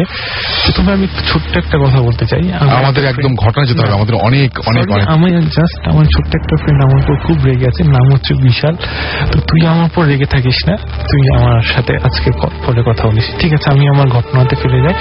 তো এটা ঘটনাটা আমার না, আমার মানে এক ভাইয়ের। তো তিনি হচ্ছে হলো আজ থেকে ঠিক 6 বছর আগে HSC পরীক্ষা দিয়েছে। পরীক্ষার পর সে হচ্ছে হলো তার বন্ধুরা মিলে ঠিক করলো যে পরের দিন তারা রাজশাহী শহরে একটি খুব সুন্দর স্থান টিবা, সেখানে যাবে তারা। তো যে কথা সেই কাজ, আমার ভাইয়া খুব তাড়াতাড়ি করে চলে গেল টিবাতে, কিন্তু গিয়ে দেখতেছে যে কি তার কোনো বন্ধু আসেনি। তো সেই টাইমে 6 বছর আগে অতটা মোবাইল ডেভেলপ হয়নি। তো আমার ভাইয়ের ফ্রেন্ড রিঙ্কু, ওনার কাছে মোবাইল আছে। তখন উনি তাড়াতাড়ি চলে গেছিল দোকানে গিয়ে তখন ফোন দেয় রিঙ্কু ভাইয়াকে। রিঙ্কু ভাইয়া ফোন ধরে বলতেছে যে আমি আসতেছি 10 মিনিটের মধ্যে, ঠিক আছে? তখন যে কথা সেই কাজ, আবারও সে চলে আসলো রিঙ্কু ভাইয়া টিবাদে। তো এখন হচ্ছে তারা চিন্তা ভাবনা করলো যে কোথায় কোথায় ঘুরেছে, তাদের তো এখনো ফ্রেন্ড আসেনি। তো তারা তখন এইভাবে বিভিন্ন প্ল্যানিং করে। তারা টিবাদের ও পাশে আছে চরে, ওখানে গ্রামগুলো আছে, গ্রামগুলোতে দেখতে যাবে, গ্রামগুলোতে বিভিন্ন সিনারি দেখবে, এবং হচ্ছে হলো পরবর্তীতে ইন্ডিয়ান বর্ডারের দিকে যাবে। তো এইভাবে তাদের ফ্রেন্ডরা আসলো না। তো এদিকে হচ্ছে ওদের বৃষ্টিও শুরু হয়ে যায়। তো তারা তখন চিন্তা ভাবনা করলো যে তারা লাঞ্চটা সেরে নেবে একটা দোকানে গিয়ে। তো ওখানে কাছাকাছি একটা দোকান ছিল, তারা গিয়ে খুব সুন্দরভাবে লাঞ্চটা সারে। এখন হচ্ছে হলো তারপরে তারা নদীতে মাঝিতে নৌকাতে উঠে, এবং হচ্ছে হলো পরবর্তীতে তারা চরে যায়। তো চরে গিয়ে তারা মাঝিকে জিজ্ঞেস করে যে আমরা হচ্ছে হলো অনেকক্ষণ ঘুরবো, তো এখানে কখন আমি হচ্ছে হলে আসলে মাঝির কাছে আসলে যে রাত্রেবেলা কত রাত পর্যন্ত এখানে নৌকা পাওয়া যাবে। তখন ওরা বলে যে মাঝি বলে যে রাত 9টা পর্যন্ত এখানে নৌকা পাওয়া যাবে, ঠিক আছে? তারপরে তারা বিভিন্ন চরে জায়গাতে ঘুরে, তারপরে তাদের সাথে ক্যামেরা ছিল, সেগুলোতে তারা দুই বন্ধু মিলে ছবি তুলে, রিঙ্কু ভাই এবং আমার ভাই। তো ছবি তুলতে এভাবে তারা একসময় ইন্ডিয়ান বর্ডারের কাছে চলে যায়। তো তখন তারা খুবই হ্যাপি। এই টাইমে হচ্ছিল কি হুট তখন বৃষ্টি শেষ একেবারে, তো মেঘলা আচ্ছন্ন আছে, কিন্তু বাতাস খুব সুন্দর, একটা মানে খুবই সুন্দর একটা পরিবেশ। কিন্তু তারপরে তারা আসতেছে, হুট করে তারা একটা সময় পর যখন মাগরিবের আজান শুরু হয়ে যায়, তখন তারা হুট করে শুনতে পারে শিয়ালের ডাক। তো তারা প্রথম খুব উপভোগ করতেছে এটাকে, যেটা কি মানে তাদের মধ্যে একটা অনেক আনন্দ, কেননা তাদের পরীক্ষা শেষ, HSC পরীক্ষা। তো তখন তাদের মধ্যে খুব আনন্দ উপভোগ করতেছে। তারা তখন হচ্ছে হলো যে ঘাটে আসে, আবার চরের ঘাটে দেখে যে কি একটিও নৌকা নাই, এবং তখন বাজে ঠিক সন্ধ্যা 7:30। তো তারপরে সে হচ্ছে হলো তখন এখন অনেকক্ষণ ধরে তারা প্ল্যানিং করলো যে কি করা যায় কি করা যায়। ওই পাশে মানে টিবাদের দিকে অনেক মানে আলো দেখতে যাচ্ছে, কিন্তু তারা অনেক জোরে জোরে চিল্লাচ্ছে, কোনো শব্দ পাচ্ছে না। কিন্তু তখনও স্টিল মানে শিয়ালের ডাকগুলো শুনতে পাচ্ছে তারা। তো কিন্তু তার আশেপাশে যে শিয়াল সেটা ওরা বুঝিনি। তো তখন হচ্ছে জাস্ট খালি শিয়ালের ডাকটা শুনতে পাচ্ছে। তখন হচ্ছে হলো রিঙ্কু ভাইয়া ফোন থেকে, যেহেতু রিঙ্কু ভাইয়ের কাছে জাস্ট ফোন ছিল, ওখানে একটা এরিয়া আছে আমাদের পুলিশ লাইন, তো রিঙ্কু ভাইয়ার এক বড় ভাই থাকে, উনি ওনাকে ফোন দেয়। তো যেহেতু আজ থেকে ঠিক 6 বছর আগের ঘটনা, তখন কিন্তু মোবাইল অতটা ডেভেলপমেন্ট করেনি আমাদের রাজশাহীতে। তো ওরা চিন্তাই করতে পারেনি যে চর থেকে একবার রিং দিলেই চলে যাবে সেটা সেখানে। তো ভাইয়ার কাছে যখন ফোন গেল, পুলিশ লাইনে থাকে, উনি পুলিশে চাকরি করে, তো ভাইয়া তখন ফোনটা তুলে বললো যে কি আচ্ছা ঠিক আছে, আমার পরিচিত মাঝি আছে, আমি পাঠাই দিচ্ছি তোমাদেরকে। তো তখন হচ্ছে ওরা দেখতেছে যে 10 মিনিট পর একটা নৌকা আসতেছে তাদের কাছে। তো নৌকাটা আসলো তাদের কাছে, তখন ভাইয়ারা জিজ্ঞেস করলো যে আপনাকে কি এরকম আমার ওই বড় ভাইটাকে কি পাঠাইছে? তখন মাঝি কিছু অ্যান্সার দেয় না।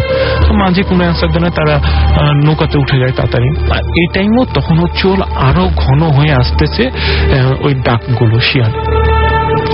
তো তারপরে যাচ্ছে যাচ্ছে যাচ্ছে, তখন মাঝিকে বলতেছে তারা যে যেহেতু সুন্দর আবহাওয়া ছিল, বাতাস ছিল, তারা বলতেছে যে একটু আস্তে আস্তে চালান, যাতে করে আমরা মানে খুবই মানে যে তাড়াহুড়োর দরকার নাই, মানে আমরা ধীরে সুস্থে আগে যাব। তো তখন হচ্ছে তারা যাচ্ছে যাচ্ছে যাচ্ছে, তো হুট করে হয় কি শব্দটা আরো তীব্র থেকে তীব্রতর হতে থাকে, যে তাদের ডাকগুলো, এবং মনে হচ্ছে যে তাদের আশেপাশে কেউ আসতেছে। তো মাঝিকে ওরা বারবার প্রশ্ন করে এটা কিসের শব্দ, মাঝি তো কোনো অ্যান্সার দেয় না। বারবার ওরা প্রশ্ন করে, আর এদিকে রিঙ্কু ভাইয়ের মোবাইলে নেটওয়ার্কও চলে গেছে। তো এখন হচ্ছে ওরা কি করবে, কোনো কিছু করার রাস্তা ওরা বের করতে পারছে না। তো হুট করে ওরা দেখতেছে যে ওদের চারিপাশ থেকে শিয়াল আকৃতির মতো কিছু একটা লাল সবুজ রং চোখ ওদের, মানে ঠিক ওরা মানে জ্বলতেছে এবং সেন্সলেস এর অবস্থায় ওরা চলে গেছে। তো ওরা আমাকে, আমার ভাইয়া এবং নিগু ভাইয়া দুজন মিলে বললো যে আমরা যখন সেন্সলেস হতে যাব তার আগে একটা পানির একটা ঝাপটা পেয়েছি আমরা, কিন্তু তারপরে পাইনি। তো তারপরে এইভাবে হচ্ছে হলো তারা সেন্সলেস হয়ে যায়। তারপরে এখান থেকে তারা স্টপ। তারপরে তখন হয় কি তাদেরকে উদ্ধার করে সেই মাঝি, যে মাঝি পুলিশ ভাইয়া হচ্ছে পাঠাইছিল রাজশাহী থেকে, যে মাঝিটাকে পাঠানো হয়েছিল পুলিশ ভাইয়া, ওই তাদেরকে উদ্ধার করে ওই চরের ওখানে গিয়ে দেখতেছে ওরা কাদাতে লেপটানো আছে, মানে কাদার মধ্যে ওরা পুরো শরীর। তো তখন উদ্ধার করে ওদেরকে নিয়ে আসে পরিষ্কার টরিষ্কার করে। তখন হচ্ছে হলো তারা পুরো ঘটনা সবাই আমাদের সাথে শেয়ারিং করে। কিন্তু সবচেয়ে অবাক্ষর বিষয় হচ্ছে আমার ভাইয়া এবং রিঙ্কু ভাইয়া দুজনেই বলে যে আমাদের লাইফে এর বাইরে অন্য কোনো কিছু প্যারানর্মাল অ্যাক্টিভিটিস হয়নি, এবং ওটা ওদের প্রথম এবং শেষ। এখন পর্যন্ত ওরা সহি সালামত আছে। কিন্তু ওরা এই কথাটা যখন চিন্তা করে যে ওরা যেটা মুখ বলে দেখে, ওরা আমার সামনে যখন কাহিনীটা বলেছিল বা স্টোরিটা শেয়ার করেছিল, মানে ওরা আমি যদি মনে পড়ে মেইলে আপনি যেটা লিখেছিলেন যে ওরা এই পাশে চলে আসে, হ্যাঁ মানে ও পাশ থেকে এই পাশে চলে আসে। চরে তো ছিল, আমি তো বললাম যে কাদাতে ল্যাপটপ অবস্থা। তখন হচ্ছিল মাঝি, কে নিয়ে আসলো মাঝি ওই যে আগের মাঝিটা উদ্ধার করে। সেটা সে যদি মানে একটা মানে কি বলবো, যেটা অন্য ধরনের ক্যারেক্টার হয়, তাহলে কিভাবে তারা নদীটা পার হয়ে আসে, এটা একটা বিরাট প্রশ্ন। তাদের মধ্যে তো এগুলো তো সবকিছুই মানে এসেছে। তারপরে হচ্ছে হলো তারা মানে অনেক প্রশ্ন এসেছে যে কিভাবে তারা এখনো বেঁচে আছে, বা কেন তাদের কোনো ক্ষতি করলো না, কেন, তারা অনেক প্রশ্ন মনে মনে আমার মানে অনেক আছে। এবং তারা যখন এই স্টোরিটা আমার কাছে শেয়ার করেছে, তাদের মানে লোমগুলো খাড়া হয়ে গেছিল, আমি নিজে চোখে দেখে মানে অবাক।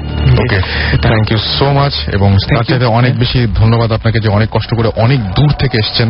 অনেকে ঢাকা শহরের থেকেও আসতে পারেন না, বাট আপনি অনেক কষ্ট করে অনেক দূর থেকে এসছেন, আপনাকে অনেক অনেক ধন্যবাদ। অলরাইট, আমার কাছে বেশ কিছু SMS রয়েছে, এবং আমি বলবো যে হাবিব ভাই আপনি একটু নোট করতে থাকেন। আপনার কাছে বেশ কিছু কোয়েশ্চেন রয়েছে, প্রশংসা তো আছেই। আমরা একটু পরে ব্রেকের পরে যখন আবার ফিরে আসবো, তখন হাবিব ভাইকে আমরা আবারও নিয়ে আসবো। তো আমি শুনি যে কি কি কোয়েশ্চেন আছে আপনাদের। ওই বৃদ্ধা মারা গেল কিভাবে, এটা বুঝলাম না, এটা একজন কোয়েশ্চেন করেছেন। আমরা শুনবো তারপরে আপনার কাছ থেকে, নাকি এখন বলবেন? পরে শুনি। হ্যাঁ, পরে শুনি। আচ্ছা, সেকেন্ড যেটা সেটা হচ্ছে সাদাব আমাদের SMS করেছেন শান্তিনগর থেকে। হাবিব ভাই, আপনার স্টোরিটা জোশ ছিল। আপনার সাথে আমার আম্মু, আচ্ছা এই এসএমএসটা মনে আমি এর আগে একবার পড়েছি। আনন্দ আমাকে লিখেছেন, আনন্দ ভুঁইয়া আইটি, তিনি লিখেছেন যে হাবিব ভাই স্টোরি তো জোশ হয়েছে, বাট অ্যাসাইনমেন্টের খবর কি? ওকে, সো এটার উত্তর আসছে। রাতের পরই আমাদের SMS করেছেন ফার্মগেট থেকে। হাবিব ভাই, আপনার স্টোরিটা নাইস, 7 জন মিলে শুনছি এবং এনজয় করছি। সাইম খিলক্ষেত থেকে লিখেছেন, হাবিব ভাই আপনি এখনো ওই বৃদ্ধাকে দেখতে পান কিনা? এটাও আরেকটা কোয়েশ্চেন। সো আমাদের বৃদ্ধা মারা গেল কিভাবে, এটা একটা কোয়েশ্চেন ছিল। সেকেন্ড কোয়েশ্চেনটা হচ্ছে যে মানে এখনো ওই বৃদ্ধাকে আপনি দেখতে পান কিনা। আশিক আমাদের লিখেছেন যে ভূত FM এর পর আপনারা বাসায় যান কিভাবে? খুবই সিম্পল, গাড়িতে। এশা সাভার থেকে লিখেছেন, ভাইয়া আজ আমার মা ফার্স্ট ভূত FM শুনছে।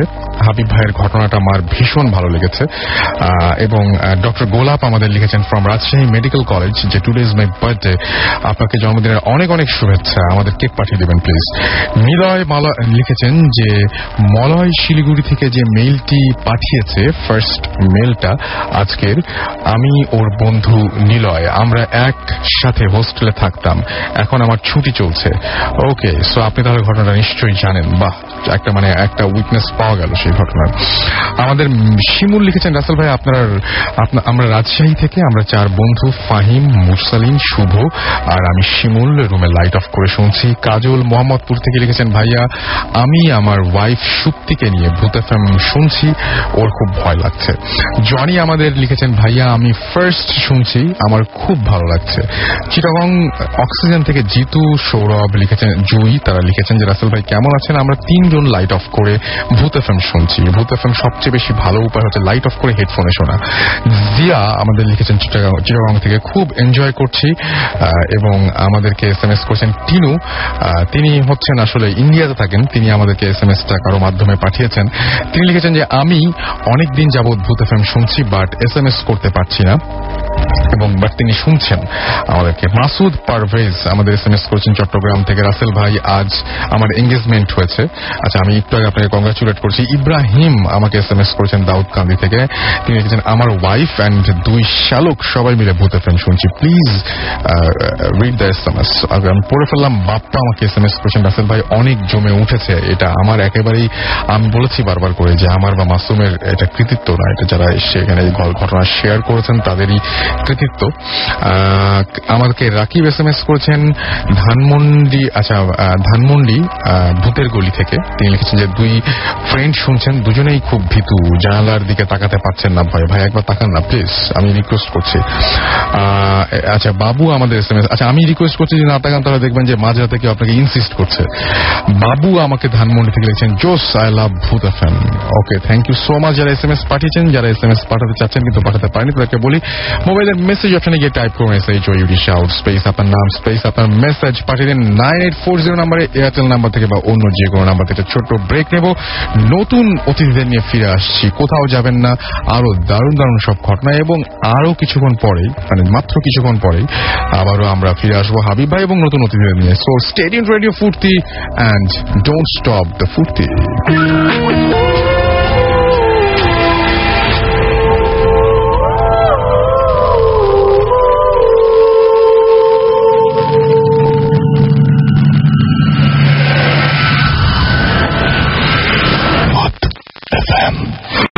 Haunted by Airtel.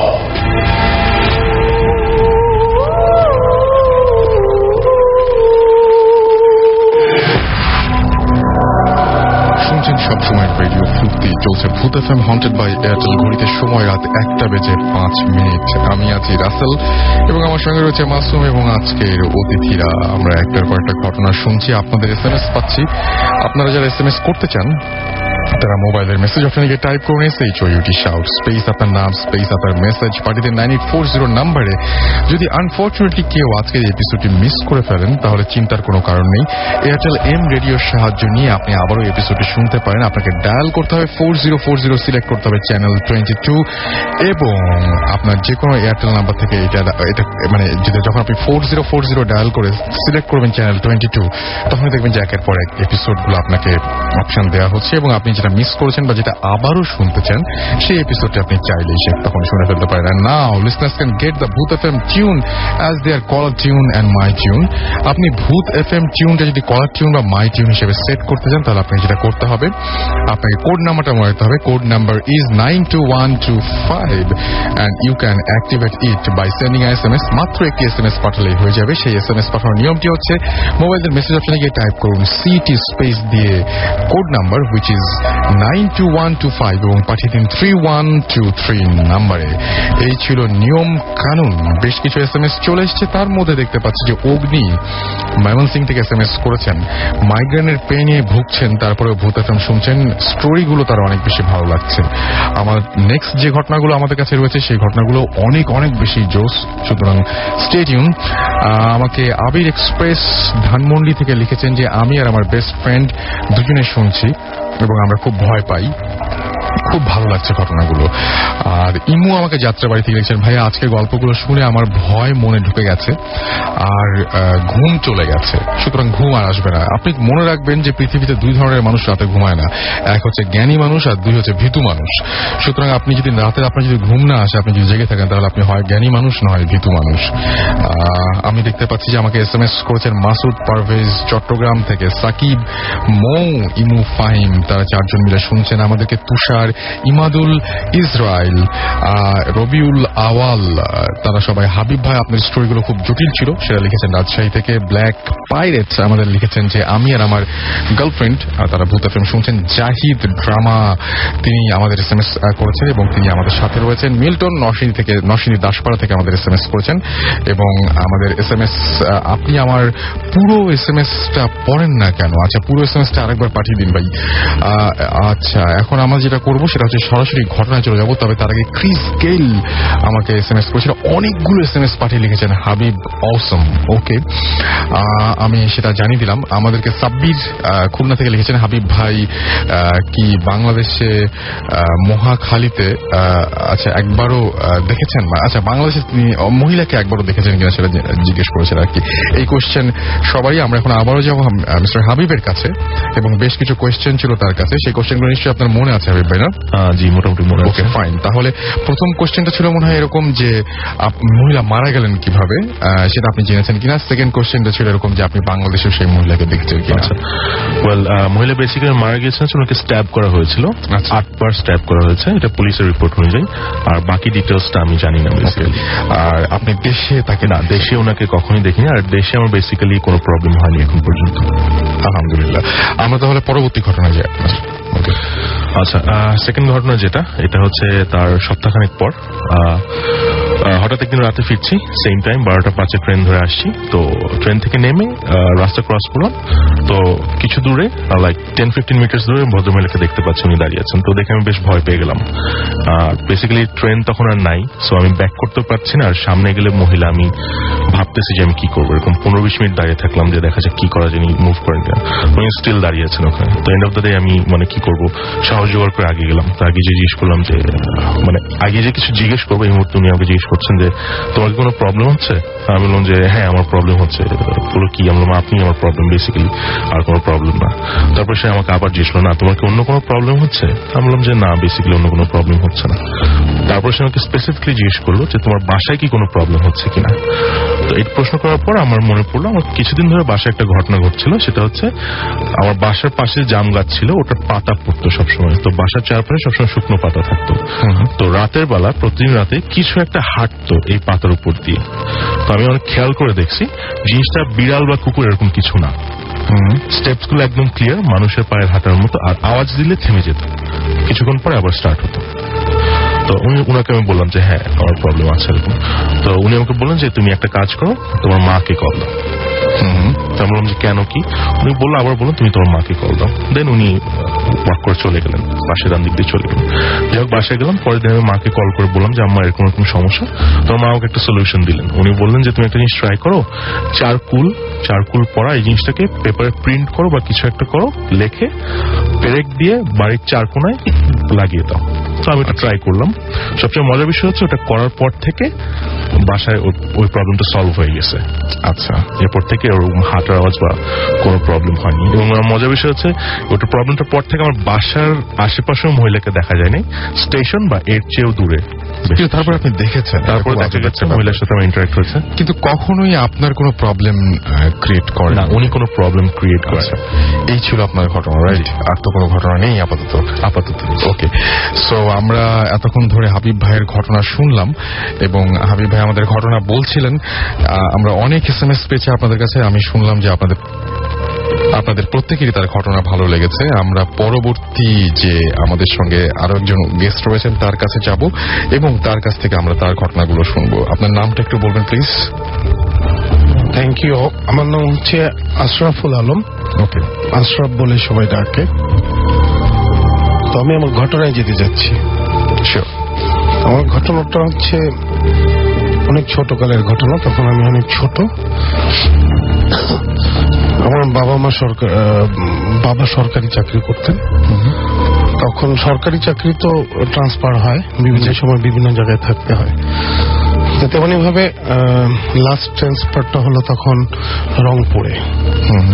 রংপুরে ট্রান্সফার হওয়ার পর আমরা ওখানে একটা যথারীতি সরকারি নিয়মে আমরা একটা বাসা পাই, যেটা কোয়ার্টার। তো কোয়ার্টারটা একটু জরাজীর্ণ, এরকম পুরাতন একটা কোয়ার্টার। আচ্ছা। তো ওখানে বাবা মা আর আমি। তখন আমরা যখন ফার্নিচার নিয়ে ওইখানে আমরা ঢুকি, গোছাতে কিছুদিন সময় লাগে। তো একটা সময় যখন আমার মার কাছে ঘটনাটা শোনা, কিছুদিন যাওয়ার পর গোছগাছ যখন শেষ হয়ে যায়, শেষ হওয়ার পর হঠাৎ করে মা প্রায় ওই বাসাটা, আমি বলে রাখি, ওই বাসাটা দুটো রুম। তো দুটো রুমের মধ্যে একটা রুমে বেডরুম। সেই বেডরুমে আমরা তিনজন থাকি, বাবা মা এবং আমি। আমি তখন অনেক ছোট। তো পাশের বেডরুমটা খালি। তো এরকম কিছুদিন গেল, গোছগাছ আমাদের শেষ হয়ে গেছে। হঠাৎ একদিন মা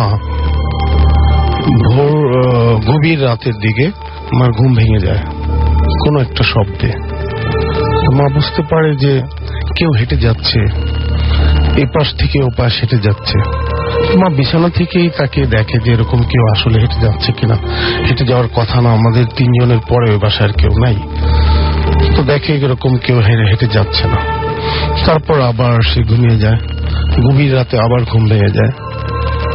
আবার কিসের একটা শব্দ, জানালার শব্দ, কিংবা কেউ হেঁটে যাচ্ছে খাটের পাশ দিয়ে, এরকম শব্দ। এরকম করে রাত পার হয়ে যায়, কার সঙ্গে উনি শেয়ার করে না। তো কিছুদিন যাওয়ার পর মাঝে মাঝে এরকম কিছু একটা দেখতো। কিছুদিন পরে দেখতে দেখতে ভয়টা তার ভিতরে রাখলো যে এটা আসলে একটা ভীতিকর অবস্থা, এরকম কিছু না, নর্মাল কিছু না। যথারীতি আরেকদিন এরকম সে ঘুমিয়ে যায়। আমরা তিনজন, বাবা অফিস থেকে আসে, খাওয়া দাওয়া করার পর ঘুমিয়ে যায়, রাত গভীর হয়। তারপর আরেকদিন শব্দ পেল, সেটা তার একটু বিকট শব্দ। সেটা হচ্ছে ঠিক আমাদের বেডরুম থেকে একটু সামনে যেতেই একটা ডাইনিং স্পেসেস। তো ডাইনিং স্পেসে যে একটা ডাইনিং টেবিল, সেই টেবিলে আমরা খাওয়া দাওয়া শেষ করে যখন ঘুমাই, ওইভাবেই প্লেট গ্লাস ওইভাবেই থাকে। তো কে যেন হঠাৎ করে সেই প্লেটগুলো গোছাচ্ছে। আচ্ছা। তারপর আবার শব্দ পেল যে জাগ থেকে পানি ঢালছে গ্লাসে।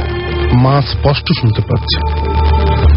আমাদের বাসায় কিন্তু কোনো কাজের বুয়া ছিল না।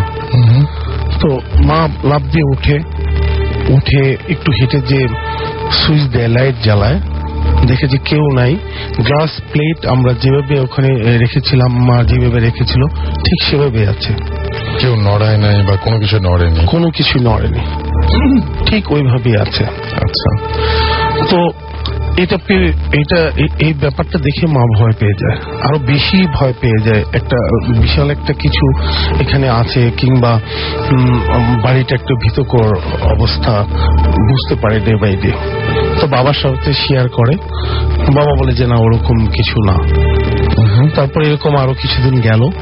আরেকদিন ঠিক একই রকম গভীর রাত, তখন মা আবার হঠাৎ করে ঘুম ভেঙে যায় আরেকটা শব্দে। সেটা হচ্ছে বুঝতে পারছে যে কোথায় যেন পানি পড়ছে। তো মা বিছানা থেকে তাকিয়ে দেখে যে পানির শব্দটা কোনো বেসিনে কিংবা কোথাও কিনা। তো বিছানা থেকে যে উঠে যখন বসে, শব্দটা পানি গড়াতে গড়াতে শব্দটা বেড়ে গিয়ে এমন হলো যে মা বুঝতে পারলো যে ওই বাথরুমে কেউ কাপড় কাচতেছে। কাপড় কাচার শব্দটা আমি আবার বলে নিচ্ছি, আমাদের কোনো বোয়া ছিল না। তো কাপড় কাচার শব্দটা এত বেশি বাড়তে থাকলো, মনে হচ্ছে যে অনেকগুলো কাপড় সে কাচ্ছে। তো মা ওই দিন সত্যি সত্যি প্রচন্ড ভয় পেয়ে গেছিল। তারপর বাবাকে ডাকবি কিনা সে বুঝতে পারছিল না, এদিক সেদিক তাকাচ্ছিল। তারপর কিছুক্ষণ পর বাবাকে ডাকলো। এই জন্যই ডাকলো যে সে একা এখন আর যেতে পারছে না। একটা সময় একা গিয়ে দেখেছে, বাট এখন যেতে পারছে না। যখন বাবাকে ডাকলো, বাবা বলল কি হয়েছে তোমার, প্রতিদিন কি হয়, আমি তো কিছু দেখতে পারি না, আমার সাথে আসো, আমার মনে হচ্ছে কেউ যেন কাপড় কাচ্ছে, তুমি শুনতে পাচ্ছ না? বাবা বললো না, আমি তো শুনতে পাচ্ছি না। ঠিক আছে চলো যাই। তখন সে বাথরুমের কাছে যে অনেক ভয়ে যেতে চাচ্ছে, তখন সেই ডাইনিং টেবিলের পাশে যে একটা হোঁচট খেয়ে যায় মা। হোঁচট খেয়ে ওটা একটা আরেকটু ভয় তার ভিতরে কাজ করে। সে মানে কিছু একটা মধ্যে সে আটকে গেল, এরকম একটা অবস্থা। কিন্তু দেখা গেল যে না, সে চেয়ার ছিল, চেয়ারের মধ্যে সে আটকে যায়, পাটা ভীতিকর অবস্থা দেখে। তারপর আস্তে আস্তে সেই বাথরুমটার কাছে যে সুইচ জ্বালালো, আমার বাবা সুইচ জ্বালালো। দরজা খুলে দেখে যে ভিতরে একদম শুকনো ড্রাই, পানি নাই। সেই আমাদের বিকালে ইউজ হয়েছে পানি, তারপরে আর ইউজ হয়নি। পুরোটা শুকনো, কোনো কাপড় কিচ্ছু নাই, কল নাই, পানি পড়ছে না, কিছু পড়ছে না। এটা হচ্ছে একদিনের ঘটনা। এরকম চলতে থাকলো। কিছুদিন পর ঠিক মা আবার রাতে টয়লেটে যাবে, এরকম টয়লেটে গিয়েছে।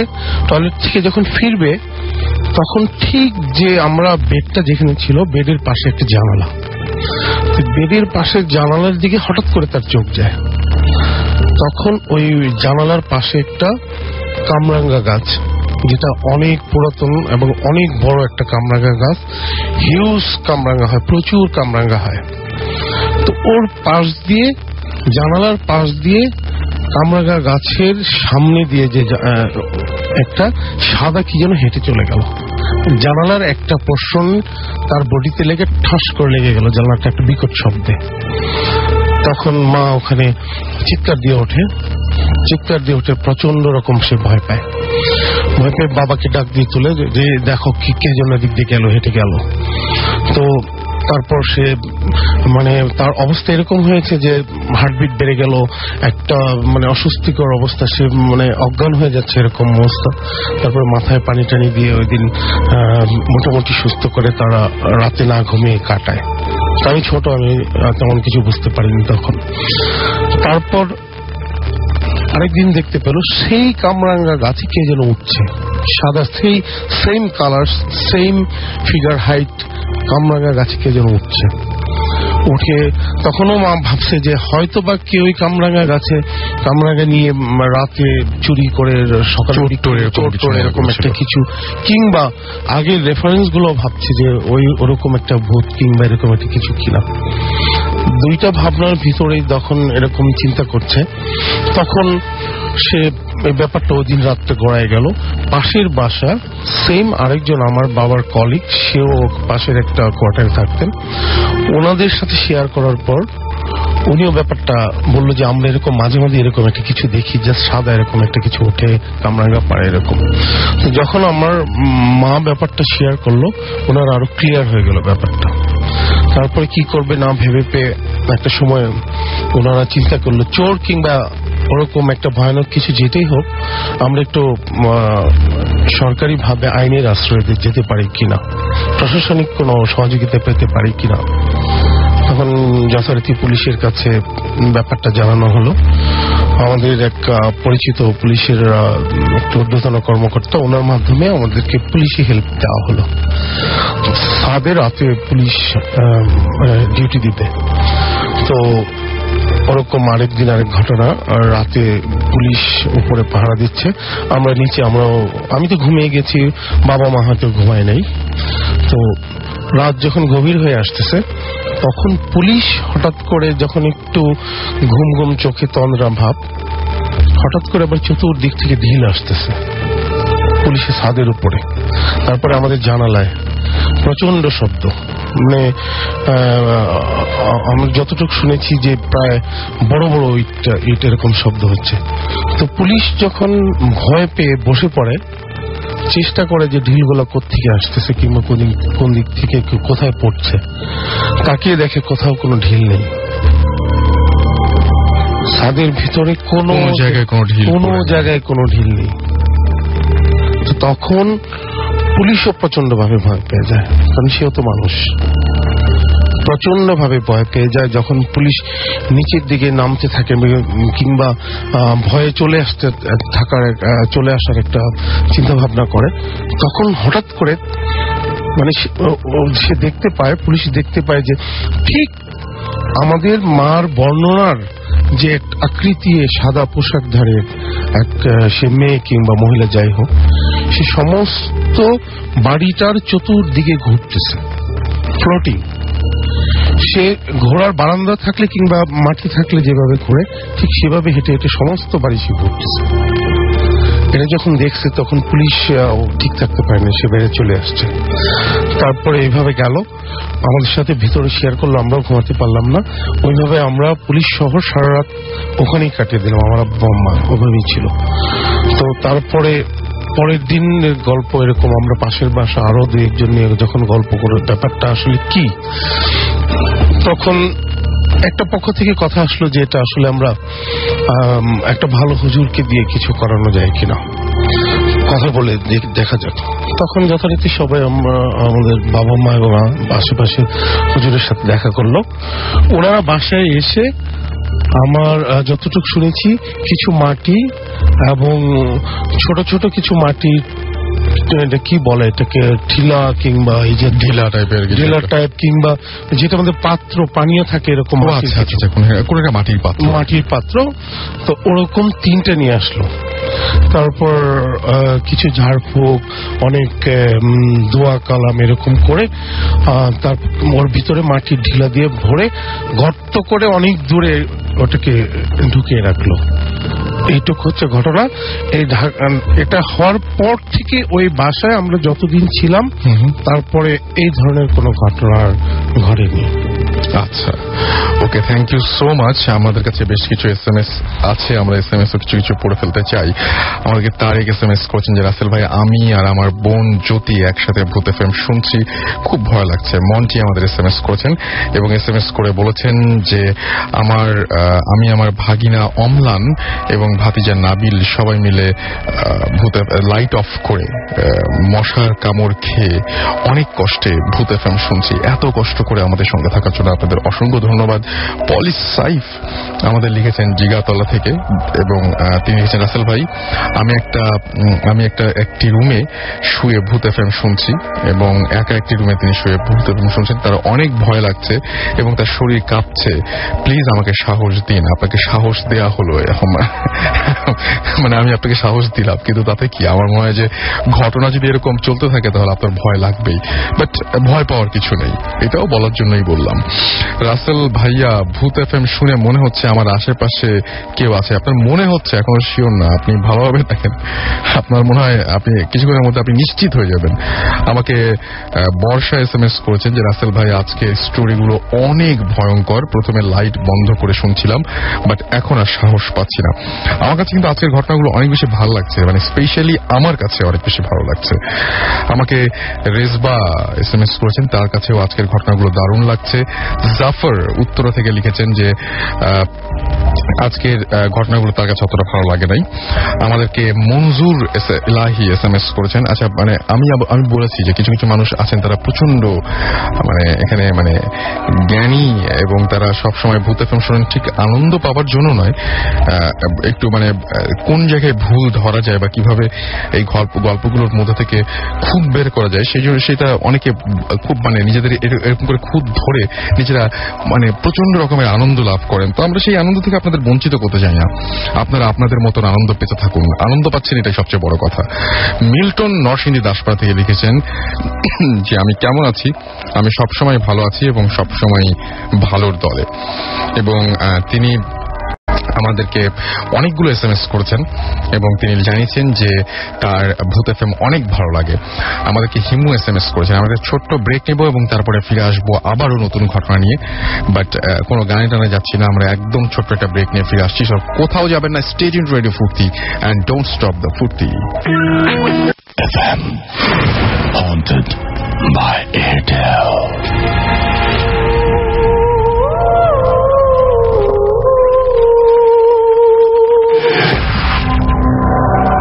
শুনছেন সবসময় রেডিও ফুর্তি, চলছে ভূত FM হন্টেড বাই এয়ারটেল। ঘড়িতে সময় রাত 1:29। আমরা একটার পর একটা ঘটনা শুনছি। আপনারা অনেকেই আজকের ঘটনাগুলোর প্রশংসা করছেন, স্পেশালি আমিও বলেছি যে আমারও এই ঘটনাগুলো অনেক বেশি ভালো লেগেছে। আসলে তখনই ভূত FM জমে ওঠে যখন আপনাদের কাছ থেকে ভালো ভালো ঘটনা আমরা পেয়ে থাকি।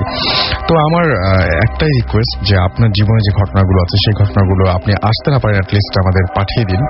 আমাদের মেইল অ্যাড্রেসটি হচ্ছে bhootfm@radiofurti.fm, which is bhootfm@radioforti.fm। যারা দেশের বাইরে আছেন তারা ইচ্ছা করলে আমাদেরকে পুরো ঘটনাটি রেকর্ড করে আমাদের অডিও ফাইলটি পাঠিয়ে দিতে পারেন। এখন তো খুব সহজ, আপনি আপনার মোবাইল থেকেই আপনি রেকর্ডটা করে আমাদের পাঠিয়ে দিতে পারেন। এনিওয়েজ, আমরা আরো কিছু SMS পেয়েছি। উর্মি আমাদের SMS করেছেন নাটোর থেকে এবং আমাদেরকে SMS করেছেন উপল শান্তিনগর থেকে। SMS করেছেন আমাদেরকে দেখতে পাচ্ছি বাবু, বাহাদুর, রুকু, মাহবুব, মিন্টু, সুমন গাবতলি থেকে এবং আমাদেরকে SMS করেছেন দেখতে পাচ্ছি চট্টগ্রাম থেকে, নামটা লেখেননি তিনি। আমাদেরকে এছাড়াও সালেহ আকরাম কাজীপাড়া থেকে SMS করেছেন। মিনহাজ আমাদের SMS করেছেন। আমাদের SMS করেছেন শাওন মিরপুর থেকে। আমাদেরকে SMS করেছেন আমাদেরকে SMS করেছেন মুমু গাজীপুর থেকে এবং তিনি এবং তার হাজবেন্ড প্রণয় অন্ধকার ঘরে ভূত FM শুনছেন। শারমিন খুলনা থেকে SMS করেছেন, তার কাছে জোস লাগছে। দিবা মিরপুর থেকে SMS করেছেন। আচ্ছা, ব্যাড বয় খুব মজার একটা কথা বলছেন যে I am crazy fan of ভূত FM।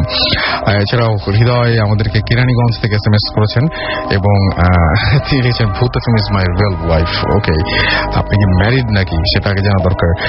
আমাদেরকে এছাড়াও SMS করেছেন মুকুল, রাজু, সুজন, তপন, ইসমাইল খুলনা থেকে। এছাড়াও আমাদেরকে দেখতে জামালপুর থেকে রাসেল এবং আলিমুদ্দি আমাদের SMS করেছেন। যাই হোক, আমরা পরবর্তী ঘটনায় যাবো এবং আমাদের সাথে আরো একজন নতুন গেস্ট এই মাত্র জয়েন করলেন, তার কাছে আমরা শুনবো তার ঘটনা। আপনার নামটা একটু বলবেন। ধন্যবাদ রসল, আমি আউল নাম সোহেল, আমার ডাক নাম সোহেল আর কি। ওকে, আপনি এসছেন কোথা থেকে? আমি আজিমপুর থেকে আসছি। আজিমপুর থেকে এসছেন। আচ্ছা, আপনার সাথে একটা উইয়ার্ড ঘটনা ঘটছে কিছুদিন আগে, সেই ঘটনাটা, এবং আপনি বলেছিলেন যে এর আগে বা এর পরে আর কোনো এরকম ধরনের ঘটনা ঘটেনি, এটা আপনার প্রথম এক্সপেরিয়েন্স। ওকে, শুনি আপনার ঘটনাটা। আমি বেসিক্যালি রাত্রে খুব জেগে থাকি আর কি। রাত্রে জেগে কম্পিউটারে আমার কিছু কাজ থাকে বা অনলাইনে কিছু কাজ করি। তো বেসিক্যালি সেদিনও নর্মাল ডের মতো আমি কাজ করছিলাম বসে। তো হঠাৎ করে রাতে কারেন্ট চলে গেছে আর কি আমাদের বাসায়, নর্মাল একটা ব্যাপার। তারপরে আমি গরম ছিল খুব সেদিন। আমি বেসিক্যালি নর্মালি গোসল করতে গেছি বাসায়, আমার টয়লেটে আমি গেছি গোসল করতে। যখন আমি গোসল করে চলে আসলাম, যখন আমি চলে আসছি তখন খুব মানে নর্মাল একটা ব্যাপার, যেন আমি নর্মালি গোসল করে আমার শরীরে যে পানিটা যেটা থাকে সেটা আমি মুছি না, মানে ওরকম থাকে, কিছুক্ষণ পর শুকিয়ে যায় আর কি। দেন কি হলো, মানে যখন আমি চলে আসলাম, বের হয়ে আসলাম, তখন হঠাৎ আমি দেখি যে আমার আমার বুকের উপরে বেশ কিছু কাদা মাটি লেগে আছে। আপনি গোসল করে আসার পরে? আমি গোসল করে আসার পরে, যেটা মানে ইম্পসিবল একটা ব্যাপার। আমি মানে অনেকক্ষণ ধরে শাওয়ারটা নিচ্ছি আর কি। তো আমি যখন বের হয়ে আসলাম তখন যখন দেখলাম জিনিসটা, এবার আপনি যেটা বলছেন শুকনো কাদা। জি, অনেকটা শুকনো কাদা, অনেকটা শুকনো কাদা। যেটা আর কি আপনার লেগে থাকে যেরকম আর কি লেগে থাকলে যেরকম হয় ওরকম একটা ব্যাপার। আমি নর্মালি আমার টাওয়াল দিয়ে আমি এটা সরানোর চেষ্টা করছি, মোছার চেষ্টা করছি, সেটা যাচ্ছিল না আর কি, বেশ অনেকগুলো ছিল পরিমাণে। যেহেতু যাচ্ছিল না আমি আমার হাতে সাহায্য নেই, আমার নখ দিয়ে আমি সেটা পরে তুলতে বাধ্য হয়েছি খুঁটিয়ে। এবং যখন খুঁটাচ্ছিলাম তখন মানে রীতিমতো ব্যথা লাগতেছিল, এত শক্ত ছিল জিনিসটা, লেগেছিল আর কি মানে লোমের সাথে, ঠিক আছে, লোমের সাথে লেগেছে, এরকম একটা ব্যাপার আর কি। আমি দেন আবার গোসল করতে যাই জিনিসটা ফ্রেশ হওয়ার জন্য। যখন আমি শাওয়ার নিতেছি তখন আমি যখন গোসল করতেছি তখন জিনিসটা মাথায় আমার কাজ করতেছে, বা জিনিসটার চেহারাটা আমার খুব মানে ভেসে আসতেছে যে এটা কি হইলো আমার সাথে, মানে এটা মানে আমার কোনো উত্তর বা এটার পিছনে কি কার রিজন থাকতে পারে আমি বুঝতে পারতেছিলাম না তখন। মানে এরকম কোনো সিচুয়েশন আমি জীবনে পড়িনি, মানে খুব অদ্ভুত একটা উইয়ার্ড একটা ব্যাপার, যেটা আমি মানে তখন গোসল করতে চিন্তা করতেছিলাম। যখন আমি বের হয়ে আসলাম, বের হয়ে এসে মানে আমি কম্পিউটার টার্ন অফ করে দিলাম, আমার যাবতীয় যা কাজ আছে সব হ্যাং হয়ে গেছে, রীতিমতো আমি হ্যাং হয়ে গেছি জিনিসটাতে, মানে স্টিল আমি শকড। মানে আমি বলতে এখন ভয় পাইতেছি আসলে, জিনিসটা খুবই একটা উইয়ার্ড একটা ব্যাপার, যেটা বুঝতেই পারতেছেন একটা নর্মাল রুটিন লাইফে যদি এরকম একটা ব্রেক এসে পড়ে, একটা যদি প্যারানর্মাল একটা থিংস হয়ে যায়, তো এটা নট সো লাইকলি নেওয়ার একটা ব্যাপার আসলে। ট্রু। তো তখন আমি যখন চলে আসলাম তখন আমি আমার কম্পিউটার টার্ন অফ করে দিচ্ছি, আমার যাবতীয় টুকটাক যেটা ছোট মোটো কাজ আছে সেগুলো সব বন্ধ করে আমি বসে রয়েছি, বসে নর্মালি চিন্তা করতেছি বিষয়টা। যেহেতু আমি অনেক রাত পর্যন্ত জেগে থাকি, সেহেতু আমার কাছে মানে জেগে থাকা খুব একটা নতুন কিছু না আমার কাছে। আচ্ছা ঠিক আছে, আমি বসে চিন্তা করতেছি, তখন আমার সাথে বিশ্বাস করবেন না কিছুই ঘটেনি, মানে জাস্ট ওই অতটুকুই, ওটার উত্তর আমি খোঁজার চেষ্টা করতেছি, মানে আমার সারাদিনের রিভিউ করতেছি আমি চিন্তাগুলি, বা পরের দিনের বা এক সপ্তাহ যখন রিভিউ করতেছি, চিন্তা করতেছি যে কি ব্যাপারটা কি। বিশ্বাস করেন আমার মাথায় কিছুই আসেনি তখন, জাস্ট ওই জিনিসটা চিত্রটা আমার মানে চোখে ভাসতেছিল। তখন আমি ঘুমাই না, আর আমার ঘুম আর আসে না চোখে, একদমই না। আস্তে আস্তে সকাল হলো, ভোর হয়ে গেছে। ভোর হয়ে যাওয়ার পরে ন্যাচারালি মানে খুব ক্লান্তি যখন চলে আসছে, তখন আমি ঘুমিয়ে পড়ছি। মানে তখন আমার কাছে ওয়ে ছিল না চিন্তা করার, এটার থেকে বের হওয়ার আমার কোনো রাস্তা পাচ্ছিলাম না আমি।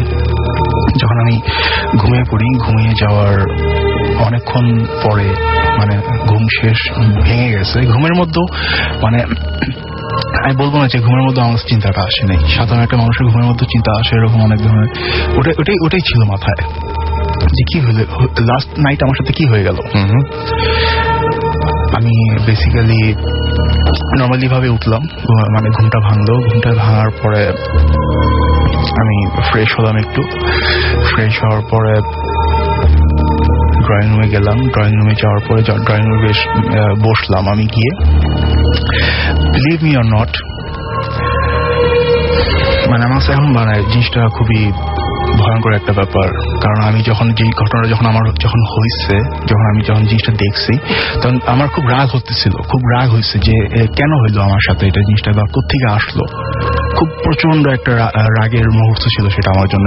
তখন আমি চিন্তা করি যে আমার ভয় পাওয়া দরকার, বা ভয় জিনিসটা কি তখন আমার অনুভূতিতে আসেনি।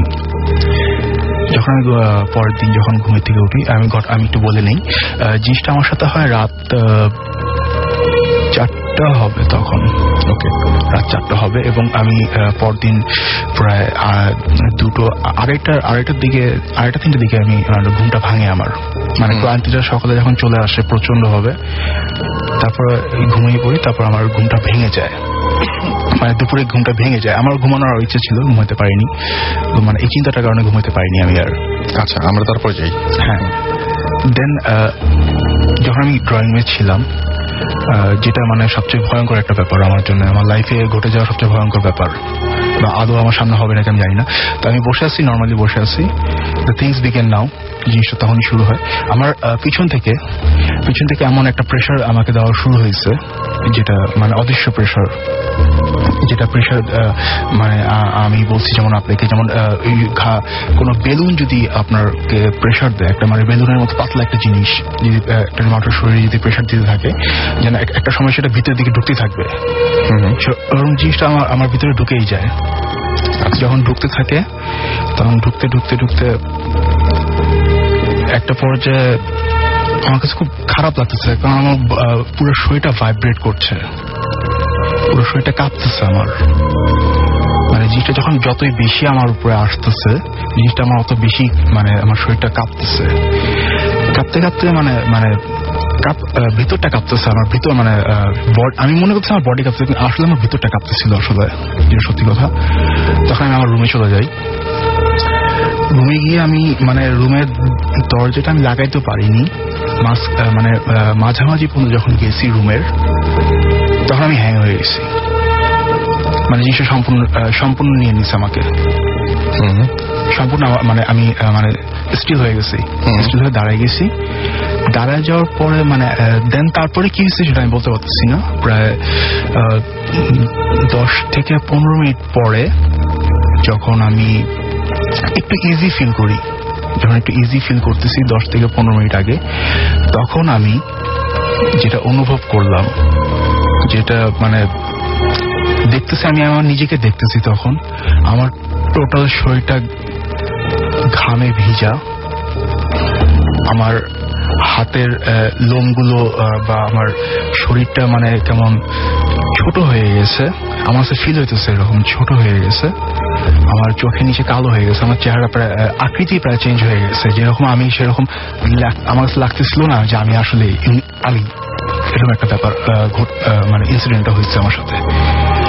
দেন তারপরে যখন আমি ওখান থেকে বের হইলাম, বের হয়ে খুব কষ্ট করে আমি ড্রয়িং রুমে আমি আসি। ড্রয়িং রুমে আসার পরে যখন আমি জিনিসটা শেয়ার করি, যখন আমি শেয়ার করে বাসার মানুষের সাথে যখন আমি শেয়ার করলাম, শেয়ার করার পরে তখন রীতিমতো মানে অনেকক্ষণ আমার সাথে জিনিসটা মানে প্রায় জোক টাইপের বা মজা টাইপের মতো করতেছে। যখন আমাকে টাচ করলো বা আমার দিকে যখন দেখলো বা আমার চেহারা যখন ফেসে যখন দেখতে গেছে, না আমি নট জোকিং, আমি মজা করছি না, তখন তারা বুঝতে পারছে যে হ্যাঁ, something is wrong with me. এবং আমি আপনাকে জিজ্ঞেস করেছিলাম যে পরবর্তীতে এই ঘটনার জন্য আপনার তো অনেক জ্বর এসেছিল, আমার প্রচন্ড জ্বর এসেছিল এবং আপনি অনেক সমস্যার কথা বললেন।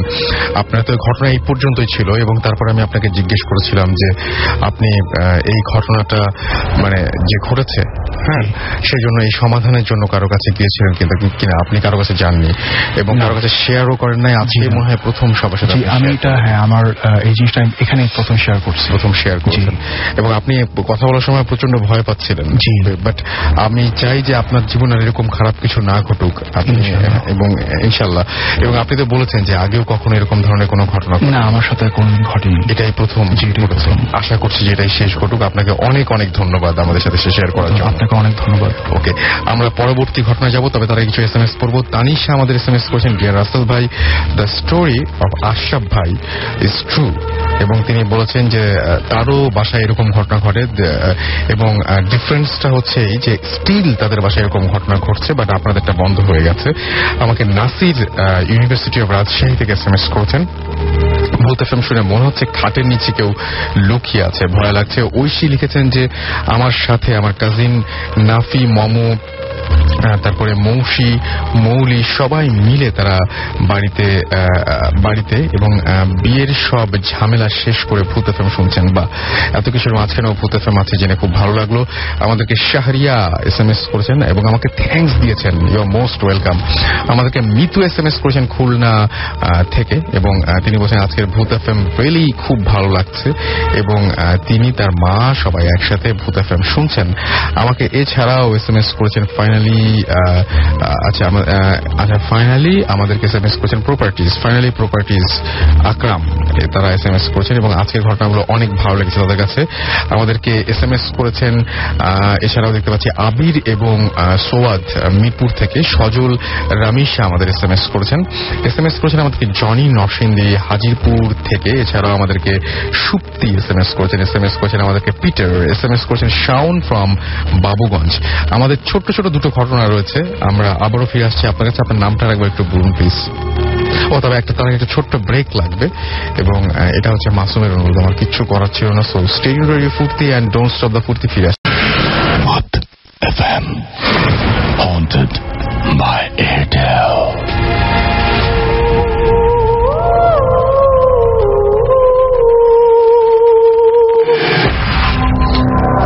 শুনছেন সবসময় রেডিও ফুর্তি, চলছে ভূত FM হন্টেড বাই এয়ারটেল। আর এই মুহূর্তে দেখতে পাচ্ছি যে মাসুদ পারভেজ আমাকে চট্টগ্রাম থেকে লিখেছেন যে 11 বছর ধরে তিনি যাকে পছন্দ করছিলেন, আজকে তাদের সেই সম্পর্ক সাকসেসফুল হয়েছে এবং আমার শুনে খুব ভালো লাগলো। কংগ্রাচুলেশনস। আমাকে রাশিফ একটু আগে ঘটনা বলছিলেন, তিনি বাড়ি পৌঁছে গেছেন বাট স্টিল ভূত FM এর সাথে রয়েছেন, সেটা তিনি জানিয়েছেন। একটু আগে আমাদের গেস্ট ছিলেন তিনি। ওকে, সো আমরা আপনার কাছে আবারও ফিরে আসছি এবং আমাদের হাতে সময় খুব কম। সো ছোট ছোট আমরা দুটো ঘটনা শুনতে চাই আপনার কাছে। থ্যাংক ইউ রাসেল ভাই। তো আমরা এখন ছোট ঘটনা বলবো, সেটা হচ্ছে দেশের বাইরের একটা ঘটনা।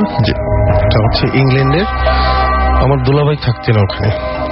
তো দুলাভাইয়ের ঘটনাটা একটা প্রচন্ড একটা ভয়ানক ঘটনা, সেটাই আপনাদেরকে বলবো। ইংল্যান্ডে সে প্রায় 21 বছর। তো ওখানে ড্রাইভ করতেন, প্রচুর ড্রাইভ পছন্দ করতেন। তো একটাবার ওনার ইচ্ছা হলো যে উনি যে স্ট্রিটে থাকতেন ওখান থেকে অনেক দূর আরেকটা স্ট্রিট, প্রায় সারা রাত লেগে যায় এরকম একটা দূরত্ব আর কি। উনি যথারীতি নিজের গাড়ি নিয়ে স্টার্ট করলেন যে ওই স্ট্রিটে ফ্রেন্ডের সাথে দেখা করতে যাবে। তো রাস্তায় যাচ্ছে, মাঝে মাঝে কোথাও রেস্ট নিচ্ছে এরকম, তারপর কোথাও কিছু ড্রিঙ্কস নিয়ে খেয়ে তারপরে আবার যাচ্ছে এরকম করে, যেহেতু লং ড্রাইভ। এরকম করে রাত হয়ে গেল।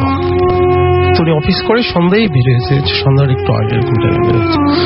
তো যখন লং ড্রাইভ, অনেক ড্রাইভ হয়ে গেছে, তখন রাত গভীর, প্রায় 1-1:30 বাজে রাতের ওখানে। তো ওনার ইচ্ছে হলো যে আশেপাশে যদি কোনো জায়গায় কোনো রেস্টুরেন্ট কিংবা যেতে বার কিংবা এরকম কিছু দেখা যায় সেখানে উনি যাবেন এবং ওখান থেকে রিফ্রেশমেন্ট হিসাবে কিছু খাবেন কিংবা যাবেন ওখানে আর কি, টায়ার্ড ফিল করছেন। তিনি যথারীতি ওরকম ড্রাইভ করছেন, আশেপাশে কোনো কিছু দেখতে পাচ্ছেন না।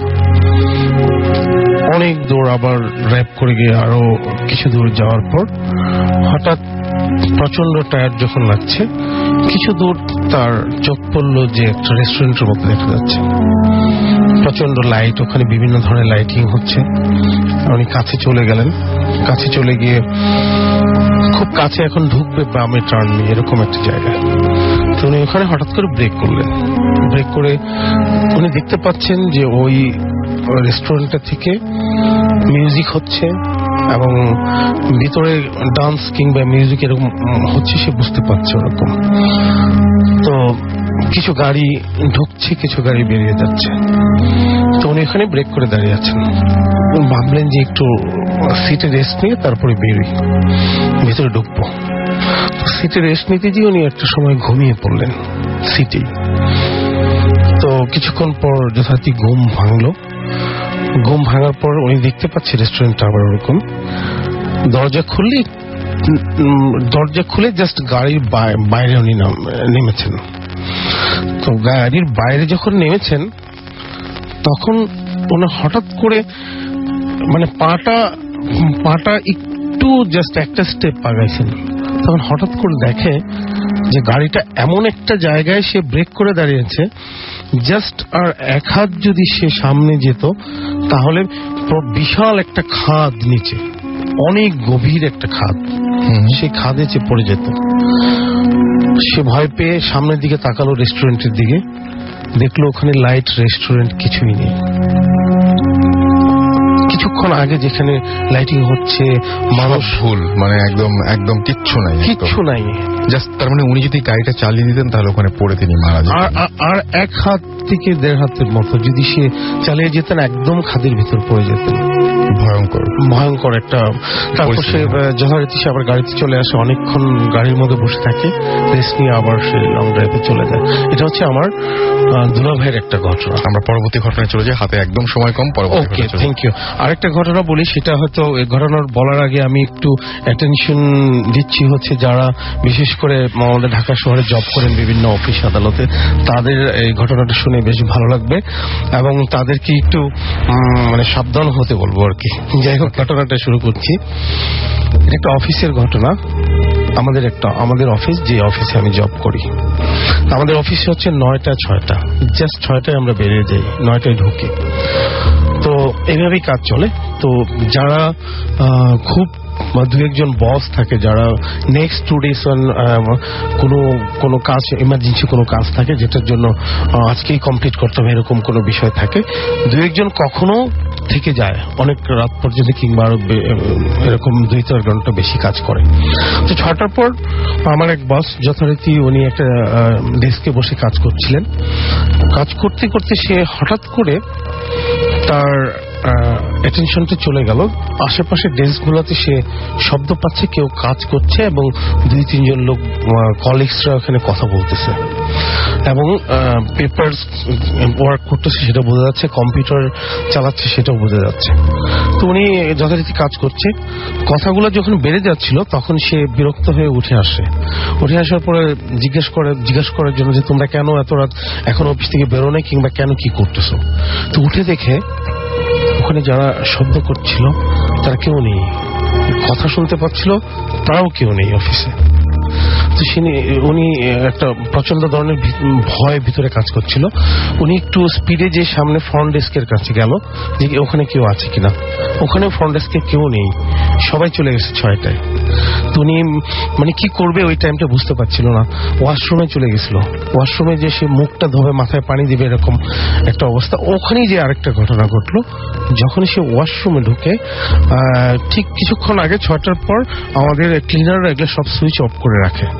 যখন সুইচ অফ, একটা মিটমিটি লাইট জ্বলছে, উনি ঠিক মুখে পানি দিয়েছে, চোখে পানি দিয়েছে, হাত ধুচ্ছে, এমন সময় সে অনুভব করলো পিছন দিক থেকে কে তার হাত চেপে ধরছে। তারপর সে চিৎকার করে সে ওয়াশরুমে পড়ে যায়। আমাদের এখানে যারা সিকিউরিটি গার্ড থাকে, কোম্পানির প্রাইভেট সিকিউরিটি গার্ড, ওনারা দৌড়ে চলে এসে দেখে যে এখানে তার স্যার মাটিতে নিচে পড়ে আছে। তারপর তাদেরকে মাথায় পানি দিয়ে বাসায় পৌঁছানোর ব্যবস্থা করে। তো যারা অফিসে এরকম কাজ করে, যে কোনোদিন এরকম ঘটনা ঘটতে পারে। এবং আমি এখানে বলে রাখি যে থ্যাংক ইউ সো মাচ, আপনারা অনেক কষ্ট করে এসেছেন। এখানে বলে রাখি যে এরকম অভিজ্ঞতার সম্মুখীন কিন্তু আমার পাশে বসে আছে মাসুম, অনেকবার হয়েছে। মাঝে মাঝে একা একা তাকে থাকতে হয় অফিসে এবং এরকম ধরনের ঘটনা তাকে ফেস করতে হয়েছে। সেই ঘটনা না হয় আমরা আরেকদিন শুরু, আছি তো হাতে সময় নেই, আমাদের বিদায় নিতে হবে। আমরা আজকে দেখছি যে আমাদের যতগুলো SMS আছে সব SMS এ অসংখ্য প্রশংসা এবং অনেক অনেক প্রশংসা করেছেন। কেন প্রশংসা করেছেন? কারণ আজকের ঘটনাগুলো সবার ভালো লেগেছে। কেন ভালো লেগেছে আজকের ঘটনাগুলো? যে সমস্ত ঘটনাগুলো আমরা পেয়েছি সে সমস্ত ঘটনাগুলো ভালো ছিল। সুতরাং বুঝতেই পারছেন যে ভালো ঘটনাগুলো আপনাদের কাছ থেকেই আসতে হবে। আর সেই জন্য দয়া করে আমাদের অবশ্যই ইমেল করতে ভুলবেন না। আমাদের ইমেল অ্যাড্রেসটি লিখে নিন। আমাদের ইমেল অ্যাড্রেস হচ্ছে bhoothfm@radiofurti.fm। আমি আরো একবার স্পেলিং বলছি, BHOOTFM@radioforti.fm। এই অ্যাড্রেসে আপনারা আপনাদের যে সমস্ত ঘটনাগুলো আছে সেই ঘটনাগুলো পাঠিয়ে দিতে পারেন। অবশ্যই নাম, ঠিকানা এবং ফোন নাম্বার সহ। এমন কোনো নাম, ঠিকানা বা ফোন নাম্বার দিবেন না যেখানে আপনাকে কোনো হয়ে পাওয়া সম্ভব না। আপনার যদি আসা সম্ভব না হয় তাহলে আসবো, এসে শেয়ার করব, এই ধরনের আশ্বাস আমাদের দেবেন না।